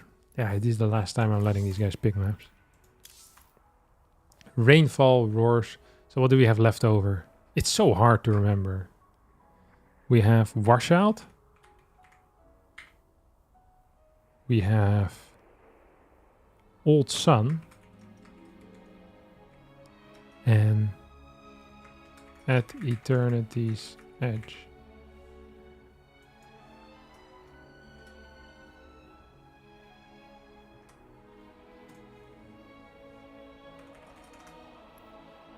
Whoa, Old Sun. I hadn't expected this map. At all. We're playing on Central.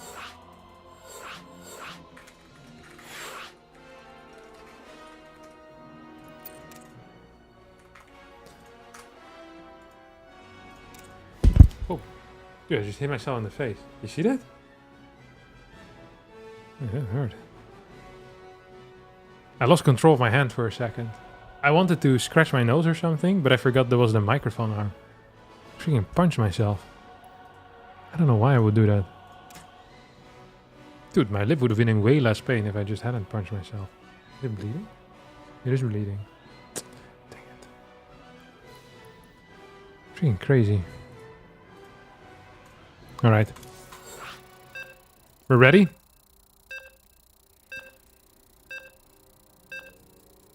I hope we get a slightly longer game this time. I don't actually know what Maxpax plays either.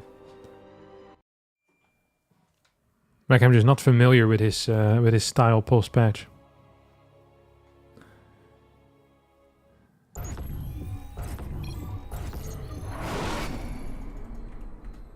Here we go. Dude, if SHIN goes for a 10 pool right now, I'll actually be kind of sad.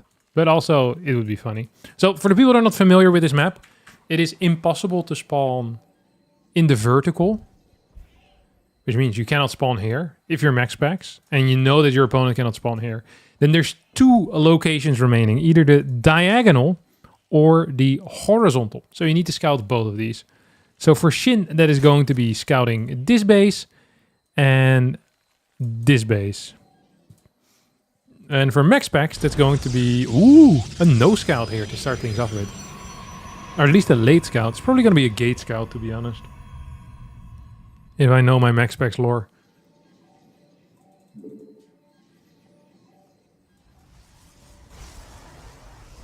But I could be wrong.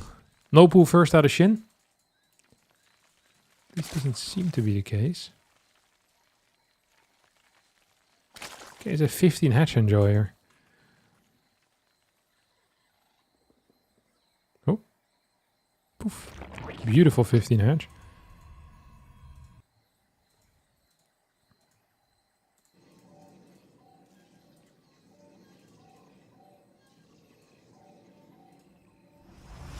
Meanwhile, Maxpax is going to go for assimilator, double pooling gas, single pooling gas, doubling gas, 18 and 19 nexus. We'll scout second, which is kind of scary. We have a gas first. I mean, cross map. I don't even know who this favors right now. So usually I'd say cross map favors the Protoss player because they're more likely to get into a late game, and late game is good for Protoss. But in the new patch, the late game is still good for Protoss, but the main way to win games is to deal a surprising amount of damage with your first few units. So double adept, your Stargate units. So having that have to go across the map a little bit longer, and then also for Zerg the ability to scout stuff easily, I think it would be... I don't know. I think it's possible here that this might actually favor the Zerg player. This is interesting. He goes for pylon before gas. So then he doesn't get supply block. So he has slightly more workers. I wonder what that does to his... Okay, he's not going to chrono his adept. I wonder what that does to his Stargate timing. It's actually very decent. 243-ish. And that is with a chrono. He could have gotten 243 for sure. If he delays this chrono. Okay, I like this. This is what Christiana was doing as well, if I'm not mistaken.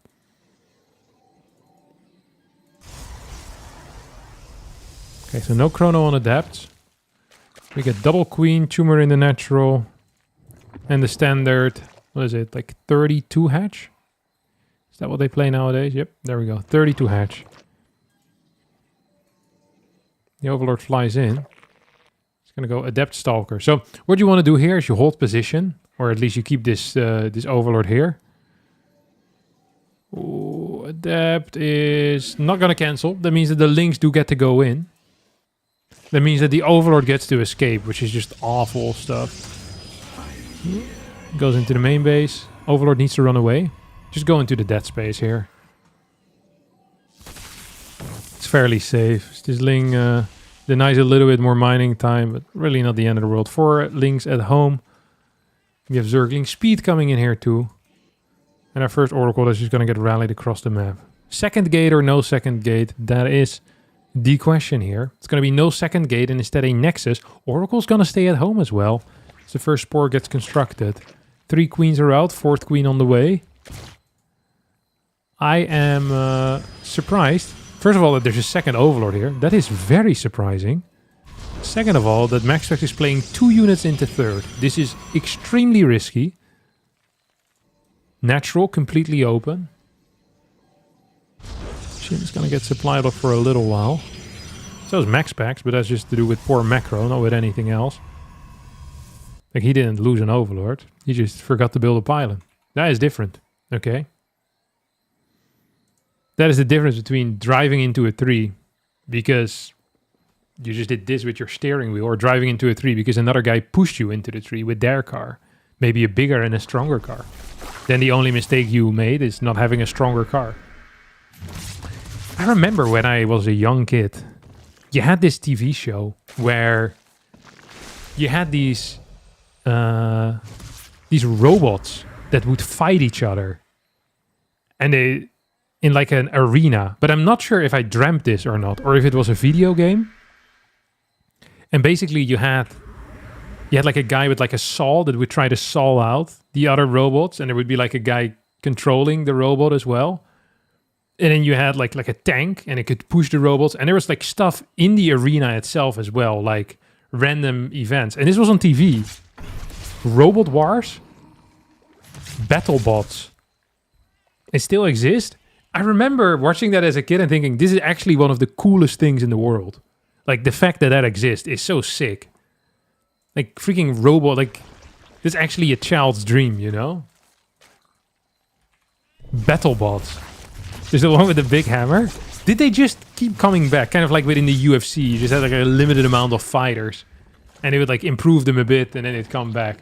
Or was it more like WWE, where they all had like...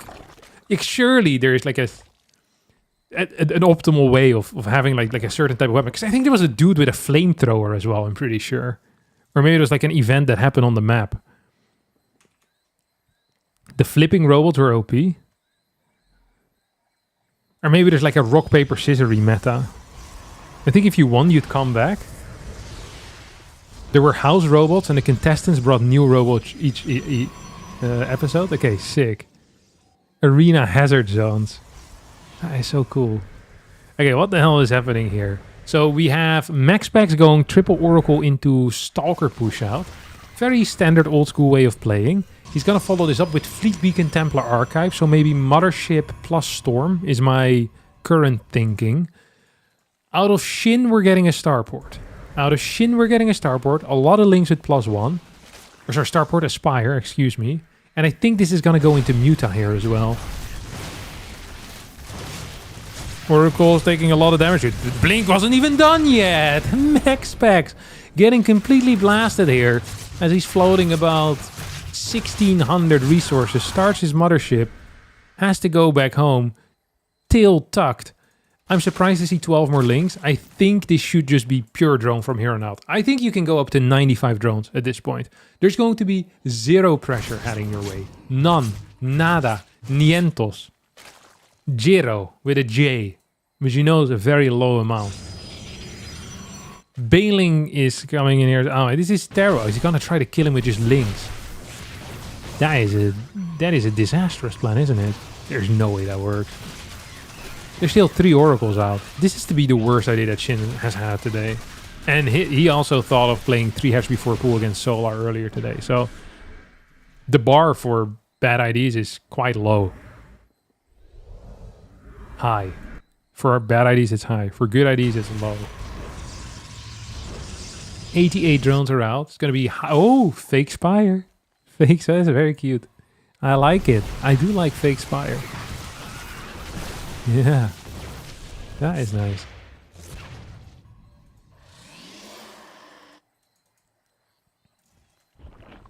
Two spines coming in. So it's going to be Hydra Ling Bane. Oh, we're going to get any impulse crystals. Phoenixes are popping out. So this is a good mind game here out of SHIN. He's also getting 4 Overseers. I don't know what this is. This is maybe also part of the mind game. But I don't quite understand entirely what the plan is. Oh, Hydra barely doesn't get scouted. Very nice maneuvering here out of SHIN. I think the moment you see the lack of disc gas, you know what's kicking off though. It's like, hey, why is there no gas here? Let's see what the response is out of Maxpax. Another Phoenix. Interesting. Very interesting. I mean, this is just scary. Okay, he cancelled the Phoenix. Now he restarts it. Ah, Maxpax needs some info. He's getting double Phoenix. And now the oracles get revealed. Instant cancel into Tempest. Do we have Storm? No, right? There's no Storm. I mean, this is theoretically game over. Zealots need to start running by at high pace, but we don't even have charge yet. Because he thought he was playing against Muta. 44 Banelings are being morphed. Exactly half of his drone count, which is nice. It's going to be Hydra Ling Bane. So 29 Hydras, 44 Banes, and there's no Storm. 4 Overseers, I guess, just to spot the invisible units. There's also 2 Phoenixes out with anti-impulse crystals, which is completely pointless. Tempests are now going to show up. Let's see what this fight is going to be like. As the Banelings try to hit the probes, they're going to get 5 of them. Mothership is doing a good job at trying to stay alive and dealing some damage here. Honestly, a lot of Hydras are falling, but Hydra count still at 23 as well. As Maxpax is getting completely mutilated here by this Hydraling Bane push. He scouted the Spire. An epic misdirect here out of SHIN. I don't think it was initially intended as a misdirect, but he turned it into a misdirect after it got scouted. Maxpax potentially could hold here.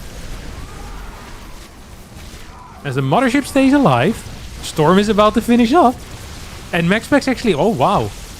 That is a big deal. We're getting 8 Corruptors into the mix. More Hydra as well. So it's going to be Hydra, Ling, Bane, Corruptor. Gas count is practically non-existent. 7 gas is mining. There's not a whole lot here to defend. So this base is going to get cancelled once more. That is fine though. That is fine. Charge is done. Storm is on the way. Storm is done, sorry. And if Maxpax manages to get into Tempest, Mothership, Storm, and he's fighting against a full layer Zerg player, I think we're onto something here, ladies and gentlemen. I think we might just be onto something. That was a terrible fight by SHIN. I'll grant you that. But also very well handled by Maxpax. Kept his probes alive. So the thing with Hydra Ling Bane is that you always want to come from 2 sides. I guess it's more so the case if you're fighting against Storm, but even in this case, I still think it would be nice. Okay, we're now going to have Hydra Ling Corruptor, which is a different type of composition. Quite strong in the direct engagement, honestly. Okay, Mothership is going to get blasted. Fort base gonna get blasted here too, and a lot of these Tempests on the way out. Oi, oi, oi, oi, oi, oi, oi, oi. Fort base gets completely obliterated. Zealot run by. It's going to at least pull these forces back temporarily. Tempest stay alive for now. That was a loss of 4 Corruptors against 1 Mothership. Not a terrible trade for Maxpax. The problem is just that he's being outmined by 200 gas a minute and about 1,200 minerals a minute, which is a very significant number, let me tell you. That is a very significant number. Maybe the highest number that I'm aware of.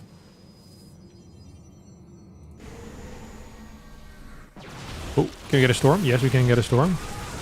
Can we get another? Jeez, good lord, these are some phenomenal storms. I think SHIN might be trunks. Where the hell are his Corruptors going? What were they doing? SHIN! This is the most disjointed attack I've seen in my life. He loses all of his Banelings. Then he loses all of his Hydra Ling, and then he sends in the Corruptors. This is the worst fight I've seen in my life. Like, actually, such a horribly executed fight. Ridiculous. How can a man that is so brilliant make so many mistakes at the same time? Well, I guess not at the same time, but... Well, yeah, at the same time as his brilliance. Unless, like, he changed his brain after each game. Dude, that would be a terrible feature to have. You win game 1, everyone gets real excited, then you have to take, like, your little brother's brain. And your little brother might be an idiot. Like, oh no. Hey, Corruptors. Hey, Hydra. Let me lose all my Bailings. Hey. I wonder if that's what's happening here. That is the only thing that could explain this poor performance out of SHIN in those battles. This would make for one hell of an investigative. A documentary that investigates something. Investigative journalism. Investigative documentary.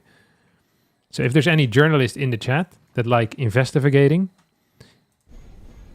might want to look into this brain situation that we've got going on here with SHIN. 1, 2, 5, 6, 6, 7. Yeah. Alright. Rocks here are being pounded. Maxpax is ahead. Maxpax done a single move out in this game, by the way. And he lost 10 Stalkers. And he's lost the taste for moving out as a result.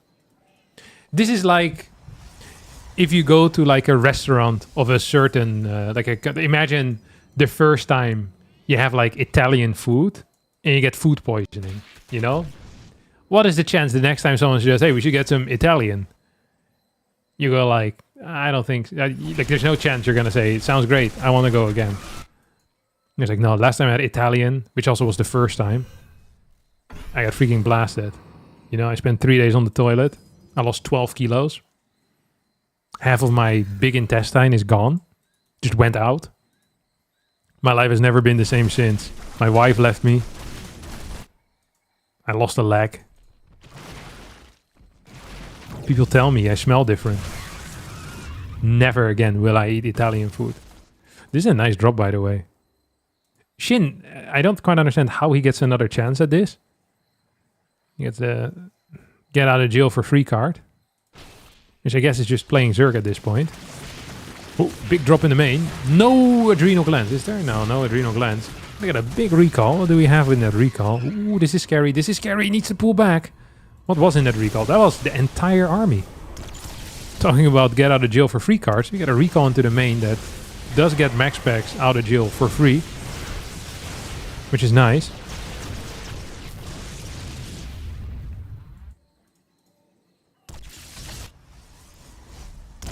Oh, Overlord gets blasted.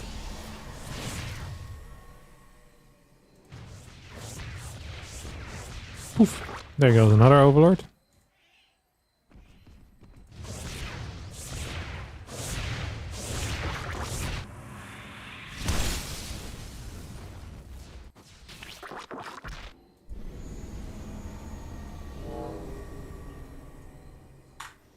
We have 10 Archons out. 3 Immortals. I actually think we need more Immortals before we engage. I'm a little bit afraid. The Stalkers help against low Ultra counts, but on creep, this feels really scary. I would love to wait until we have at least 6 Immortals. I love matching Ultra count with Immortals, because there's a lot of Infestors here too. Centrifugal Hooks, no. Microbial Shroud is really big when it comes to that type of stuff. Still no Adrenal, by the way. Oh, here we go. Big fight in the middle. Microbial Shroud gets cast. Here come the Corruptors running in as well. More Microbials, more Microbials. Nope. We're out of Microbial. And we're also running out of steam. As SHIN is having another wild one here. He completely gets blasted in this battle. 5 base versus 8. 1, 2, 5, 6, 5, 7, 7. 5 to 7 base, but I mean, that's not really how mining works, I guess. Oh, more gas right now for SHIN. Also more minerals for Shin, so maybe that is how mining works. I guess main and net are actually mined out at this point. Third is probably getting close too, yeah. Okay, yeah. So this 5th base is a necessity. Maxpax has a high stalker count here. Doesn't have a great immortal force. If you can clear this base, and at the same time this base, that would be a huge deal. Ooh, you can actually clear these ultras. If the link count isn't big enough, they can't catch you. And like if there's no links, stalkers destroy ultras. It feels very weird, but it is true. I think Shin is probably supposed to kill this. No, you can't kill. There's too many cannons. There's too many cannons everywhere, to be honest. So it's gonna be tough for Shin to get the goods. Yeah, it's gonna be tough for Shin to get the goods. Gonna get a cancel on this base at least. Still no adrenal glands, which is surprising and is a mistake, by the way. This is not a decision. This is not something that Shin decided this morning. He said, I'm gonna get no adrenal glands when I'm playing Old Sun Temple against Maxpax. I don't think that's what he was thinking at all this morning. I wonder what he was thinking this morning when he woke up. Looking forward to the Shopify Rebellion Sundays. Just like everyone else, probably. God, I love Sundays. That's why I'm easy. Easy like a Shopify Rebellion Sundays. Ooh. We're gonna get +3 already on the air. Do we have any corruptors even? 12. 12 corruptors, 4 ultras, 7 infestors. Still need adrenal. I'm not a huge fan of how this is going, let me tell you. I like the drops though. Because he needs something. Where are you even gonna drop? Like, what is the path? You're gonna go all the way like this? Behind? You know how risky that is. If you ever get spotted, you die. That feels like something my good friend James Bond could do. He's a British spy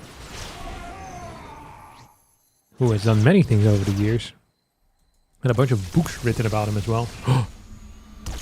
I don't think Maxpax saw it. There you go. What? That is a very interesting drop. He's gonna go here. There's no base here. That was crazy. I cannot believe he did this. Maxpax is gonna be so confused. Like, how the hell did you get behind me? This doesn't make any sense. The lack of adrenal here is hurting him so much, by the way. Like, this would be such a one-sided engagement. It's not even funny. We're leaving a lot of units out here. Gonna get a burrow. And there's also Brute Lords, but we already have the counter to the Brutes.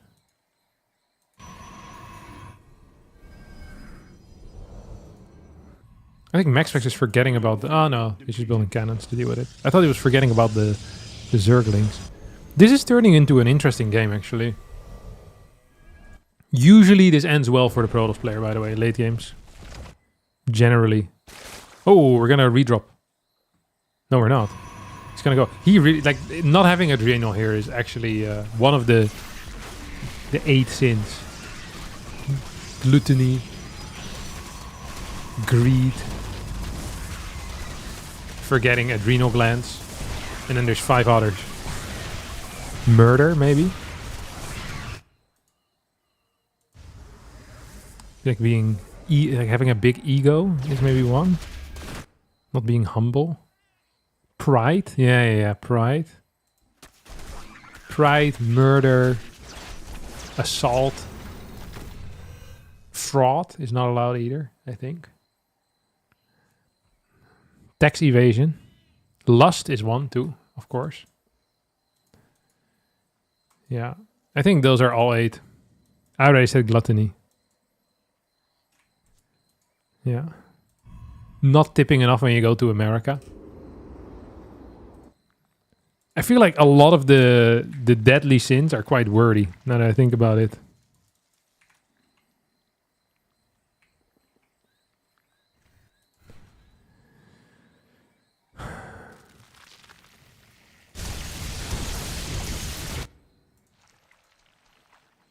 I can get a 4 Hydra. He's cosplaying at this point. Like, what the hell is this? Is not even... If he gets more than 5 workers with this, that's a miracle. This is a miracle. He is a miracle worker. I cannot believe this is doing something. The Zealot wasn't fighting either. He gave up. He's like, I cannot believe this 5 Hydra drop is actually destroyed. Okay. This Hydra drop winning the game is not what I had expected. Pick it up, pick it up, pick it up. Go to the next base. Kill another 15. This is insane. The Broodlord shop. He has so many Broodlords. He doesn't have enough Corruptors though to deal with the Tempest. This is the most ridiculous game I've watched in my life. Dude, if he had morphed like 10 less brutes here or 8 less brutes, I actually think that Shin would have been winning this game. Because of the Hydra drop. What the hell am I watching? Still no adrenal glands, by the way, which is a, like I said, one of the 8 deadly sins. What am I watching here? This is such a redonkulous game. What a slobber knocker. Oh, why does he get 5 overseers? What is he for? I guess invisible stuff. Fair play. Another one of the 8 deadly sins. Abusing your cloak of invisibility for nefarious ends. God. I know so much about deadly sins. Are they the deadly sins? No, they're the deadly hallows. The 7 sorrowful sins. I feel like there's some alliteration. Yeah, it's not the deadly sins. You have the deadly hallows. And there's... How many is there of those? 3, right? You have the cloak of invisibility. You have the wand that beats everyone. And then you have... like the stone that brings dead people back, but not really.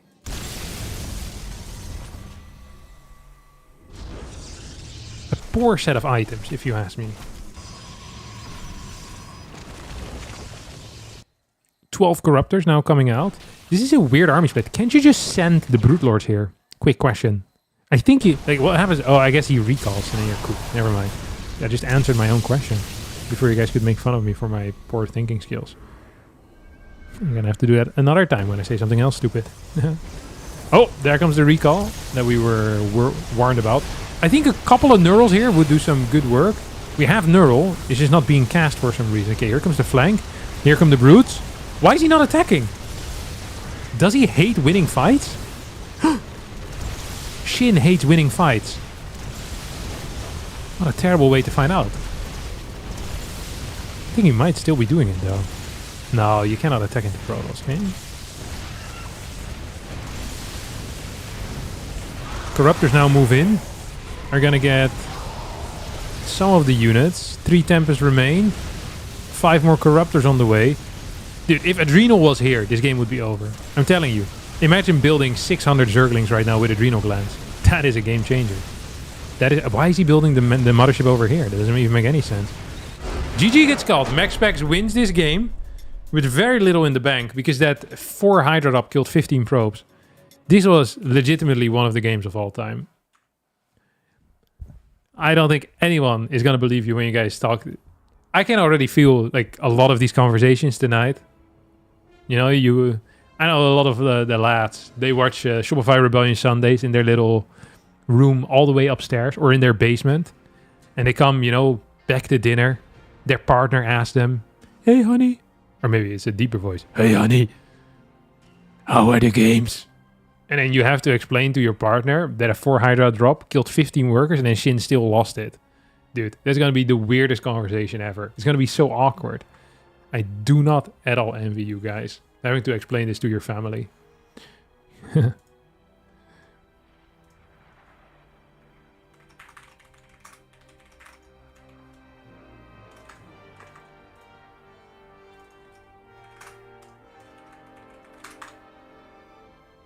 Let's see if Skillous is here already.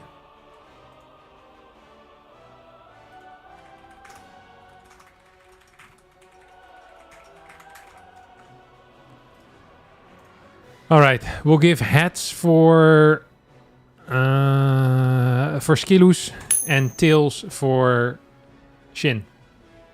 Hats. That's very important. He gets server central again. Why does Shin get to play so many games?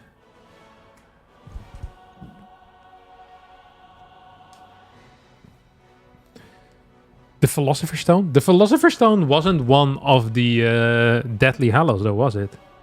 The Philosopher's Stone was made by an alchemist called Nicolas Flamel, who had eternal life as a result. But then once a couple of 11-year-olds found out about the stone, he decided it was time to kill himself. And he stopped drinking the juice, which I thought was a surprising call. But then again, it is what it is. Why does SHIN get to play so many games?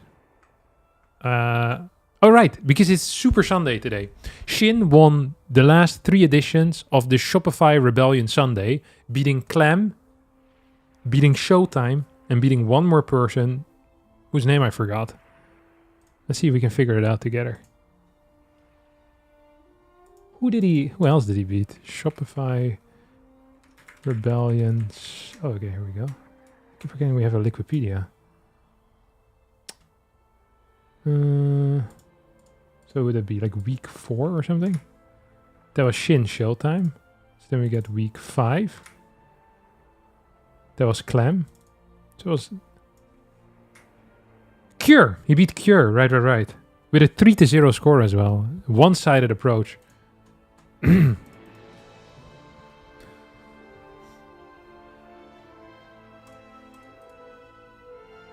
I want to see how Skillous choose between gateway protection and warp gate. There has to be more to it than offensive into warp gate. Yes! Skillous is a real gangster. 1, 2, 3, 4, 5. 5 maps. Doesn't sound like immortality if you gotta keep drinking it. I gotta breathe every so often to extend my lifespan. Yeah, but his was infinite, which is kind of what immortality is. Like, you can keep breathing, but at some point you're gonna die. It's the way of the world. Still seems insecure right now. Ever since it hit my teeth earlier today, it hasn't been the same. Your breathing doesn't add to your maximum lifespan. No, it does. If he stops breathing, his maximum lifespan has been decreased. I guess his maximum potential lifespan. But also kind of would. I don't know how you would phrase that. I think the captain needs a cigar. Immortality you can end at any point is vastly superior to actual immortality. You would think so, but I also think it's one of those things where people would probably end it too fast. You know? 2, 3. So in a way, there is some value in not being truly immortal, but because the end is going to be really boring, which I guess for you there is no end.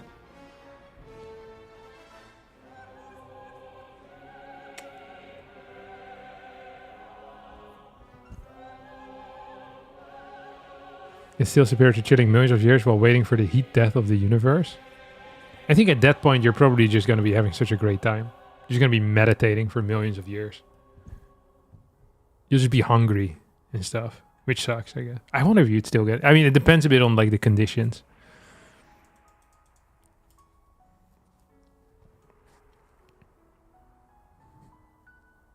Imagine being 200,000 years from now and still remembering how epically amazing Sarah was at the game, and then never being capable of watching back those games. I mean, that would be a damn shame. Okay, we're getting Black Rock.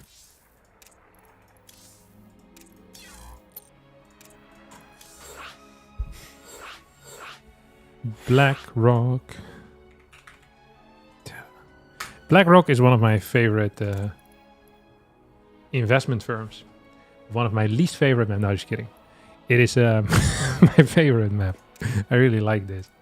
I once went into Rotti's chat, and there people were discussing how terrible of an investment. I think it's like a venture capital or something, or maybe it's just an investment firm, BlackRock.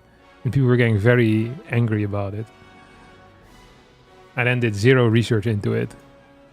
But I think it's a good way to get people riled up by mentioning it every now and again.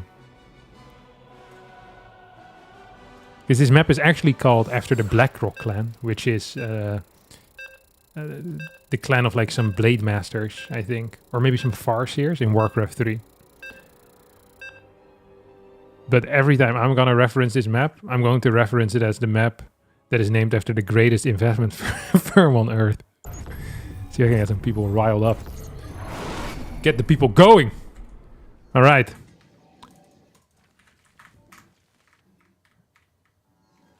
The Black Rock was the War Chief's own clan in Warcraft 1, Warcraft 2. Who's the War Chief? Is that a Tauren chieftain?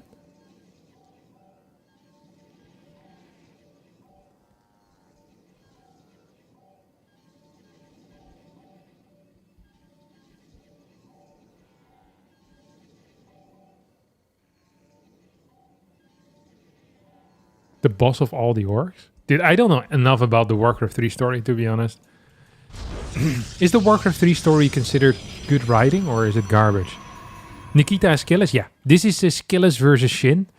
Our final map of the day. The final map of the Shopify Rebellion Sundays. I know. It is frustrating. I hate it too. But all good things come to an end.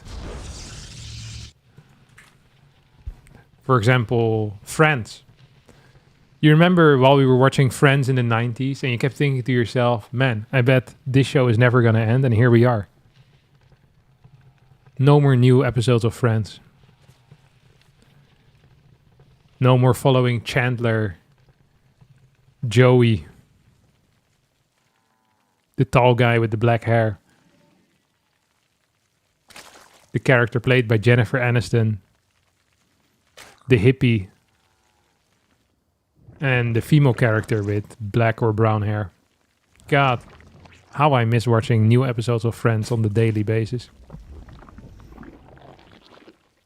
Personally, my favorite episode is the one where Joey and the tall guy with the black hair hang out in the apartment and make jokes while the left track plays in the background. God, sometimes I wish I could go back in time. If I could get 3 wishes,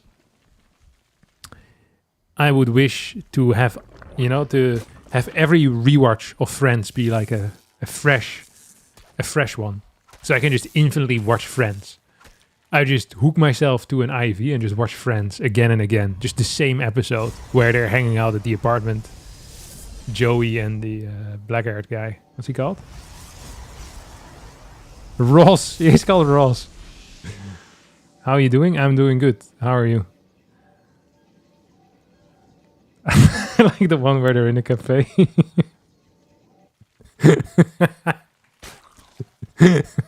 That's the other location they have, no?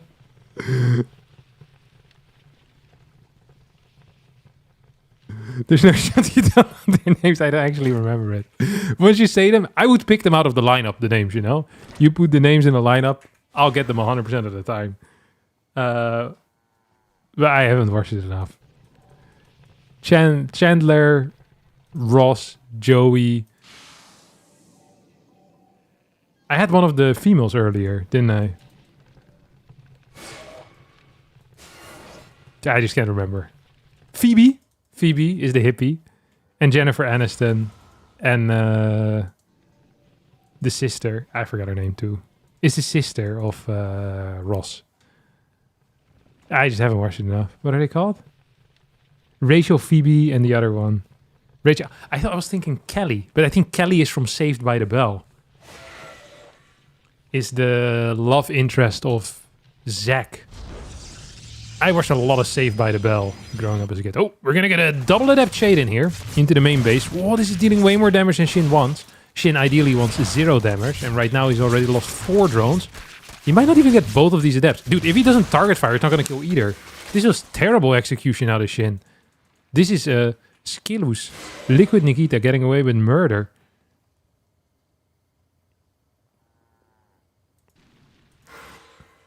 And he keeps on getting away with murder. He's a bit of a serial killer, this guy. Oh, hiding in the bushes like a real serial killer.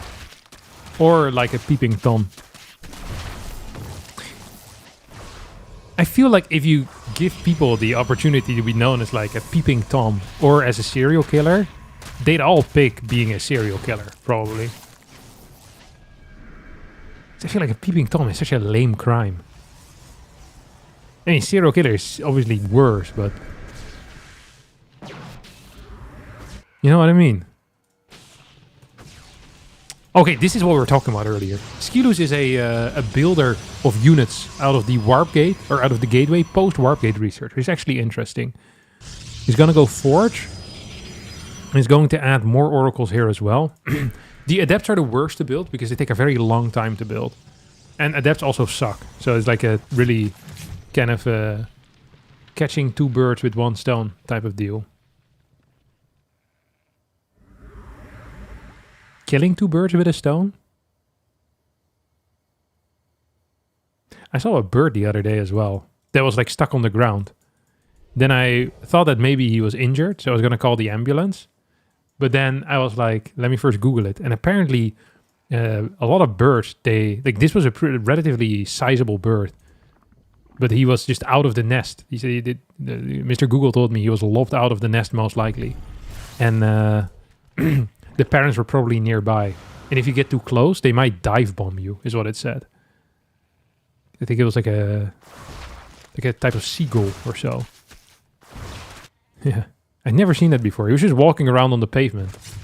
Hey, this is a bad move. He's taking a lot of damage here on the Oracle. He's going to follow this up with a Robo Bay.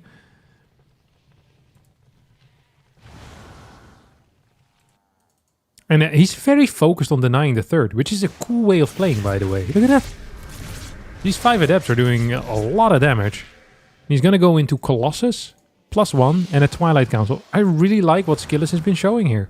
This is an infinite denial on this forward base. He's going to get it again. Maybe lose an Oracle. No, he doesn't. Dude, Skillous is outplaying SHIN here. Big time. This is complete outplay. Outplayed. Crazy stuff. 3 more Overlords on the way. How many queens is this? 5. 3 at the front. It's kind of risky. If a 4th Oracle had been made, you're just going to keep losing this base even more often. If you're on like this amount of gas, by the way, you can't really easily transition into Spire play. So I really like this. Fully denying the 4th base so that 8 gas is unlikely. And then going into Colossus, which 8 gas is very good against.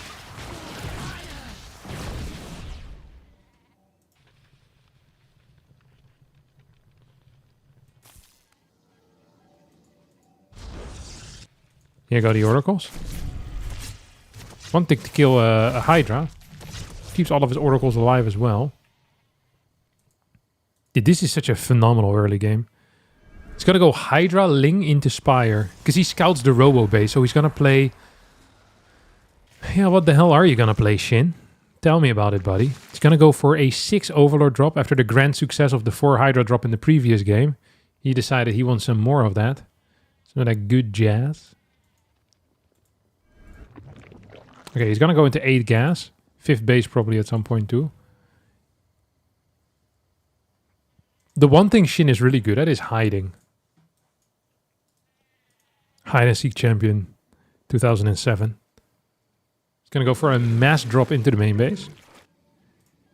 Skillous is still slow producing. This is really hard to deal with, by the way. Unless you have a Colossus in the main. Which right now is definitely there. Hydras get caught on the left.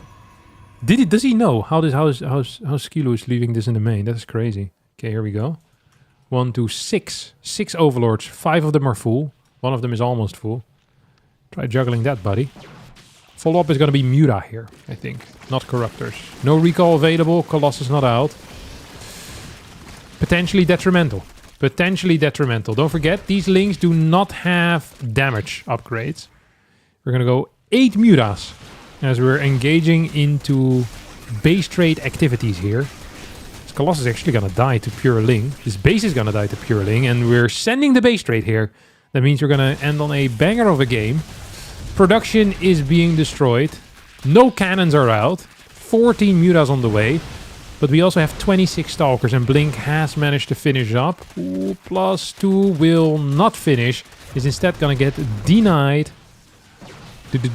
Denied. 55 workers to 63. Huge stasis ward here. That means that this Oracle could theoretically help out in the natural. The Stalkers are blinking in further forward. Cannons are on the way over on the 3rd. We're going to get 3 cannons out. How many Stalkers do we... Or Hydras. We have like 12 Hydras or so. I mean, I think Skillous is winning this. You have some Spines coming in. We have another base over here as well. But base trading... I mean, this is going to be just a weird setup. Do we have a recall? Here comes the recall. Here comes the recall. And what does he recall right now? This is not all of his Stalkers. This is a limited amount of Stalkers. There's a lot of links in the main still. He should have recalled a Colossus with this. I don't think this is enough. 13 Stalkers. Or sorry, 13 Mutas against... Like, what is this? Like 8 Stalkers? Links now are going to come in. This base is still building more Mutas. Where's the Spire? Spire is here. +1's not going to finish up. That's a pretty big deal. Nexus gets blasted too. Skillous very aggressive here with the Stalkers. Needs to blink back. And as a result, these links get a surround on at least none of the Stalkers. Here come the Mutas. Good blink back. That was very well done. I actually think the Mutas could have continued fighting here. But now they can't.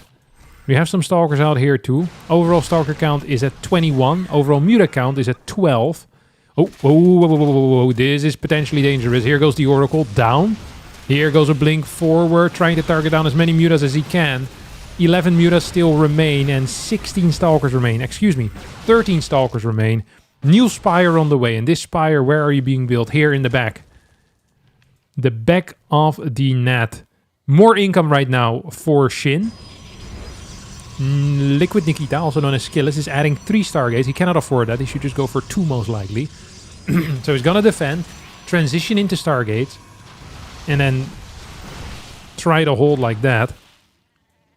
I mean, it's going to be 1 base. I really think he needs to cancel some stuff here. At the same time, we're moving across. Is this enough? 7 Stalkers? 7 Stalkers with the army. 6 Stalkers at home. Okay, these guys are going to move out now. That means that this is safe. This is secure. Cannon, battery, Phoenix is going to be good enough. Colossus on the way out. Oh, that is bad news. That is bad news. So there's 2 ways here for SHIN to win. 1 is to win the air battle and lose the ground battle, or well, not engage in the ground battle. 2 is to win the ground battle by killing the Colossus. Hydra, Ling. I actually would prefer seeing him go into Hydra Ling here. 50 drones as well behind this. Oh. Nexus comes down here. So all you need to do is kill 1 Colossus. I wouldn't even mind seeing Corruptors here, let me tell you. 4 Corruptors could change this fight. I actually think that the Liquid Skillous is dead. I think he might just be dead. That is very exciting. Well, not for him. But for the fans of Zerg. And SHIN's fans. SHIN's been showing a phenomenal set of games. Can he finish this one too? I think he can. He's up to 17 Hydras soon. There's just a single Colossus. I mean, these links are joking. They're memeing about. They actually should be coming home for a surround. They're going to be hugely influential in these battles. The moment the Colossus dies. Oh, Phoenix count is huge. Phoenix count is huge. Here we go. Mutas are just going to dive on the Colossus, which is the only right call, by the way. Ling Hydra to finish the job. And finish the job he will. SHIN wins this game with a masterful comeback. Beautiful gameplay. Ling Hydra into Muta. Skillous was not ready for the drop in the main base with the 6 Overlords. Skillous was not ready for the Hydra transition. Skillous was not ready for the solid eco that SHIN had behind it. And that means that SHIN, most likely, is going to be winning this game here. He's still way up in eco. Does need to be careful that he doesn't mine out. He's going to get an infestation pit. Probably wants to go into Vipers. Might be afraid of potential Colossus still. As the Phoenix count is growing. This could be scary still. Imagine you lift all the Hydras. No, actually, this isn't scary at all. I take it back. There's just not enough Phoenixes. If you could have killed all the Hydras and then your Phoenixes remain, and maybe there's something there, but this should be practically impossible. Theoretical impossibility. Yeah, there we go. Phoenixes die, GG gets called, SHIN wins his 3rd game out of the special event. That does mean we're going to have a new Category A match next week, which is going to be Percival versus Solar. And then the second player after that is going to be Maxpax. That will be the week after that, of course. But for now, that's going to be it. Thanks for playing. Send PayPal on Discord, please. All right. So SHIN, after 4 weeks of playing, has made $600, which is a decent amount. 4 weeks, like an hour or so. An hour a week, a bit more this week. And that is going to be it. For us, for me, for SHIN, for you, for Skillous. Do you play next week? Yeah, you'll play next week. You'll play next week. I mean, you won after all. We cannot change the rules now. You stepped up when it mattered. Yeah. Thanks for the raid special. I'm out of here though. This is the end of the greatest show match on earth. The Shopify Rebellion Sundays. If you want to support it, you can tweet at Toby. Maybe he also has a Blue Sky account. Tell him how much you've been enjoying the Shopify Rebellion Sundays run by Harstem. That it kindled your love for esports, rekindled your love for esports, and has kindled your love for e-commerce. So be sure to tell him. !shop as well. That way you can easily buy some Shopify Rebellion merchandise with the code SRHarstem, 10% off. Fat tip. This shirt has the word Rebellion on it. Might get you put on some type of list. But it's worth the swag that you gain. Alright, it's going to be it for me today. Let's see if there's anyone we can host here. There's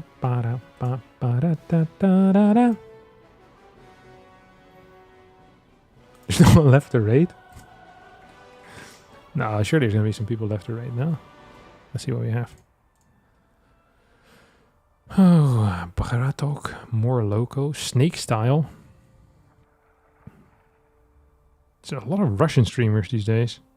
These Russian language streamers.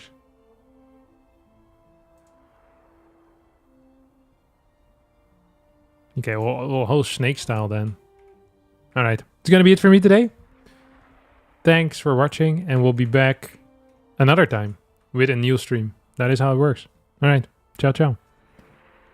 Love you all.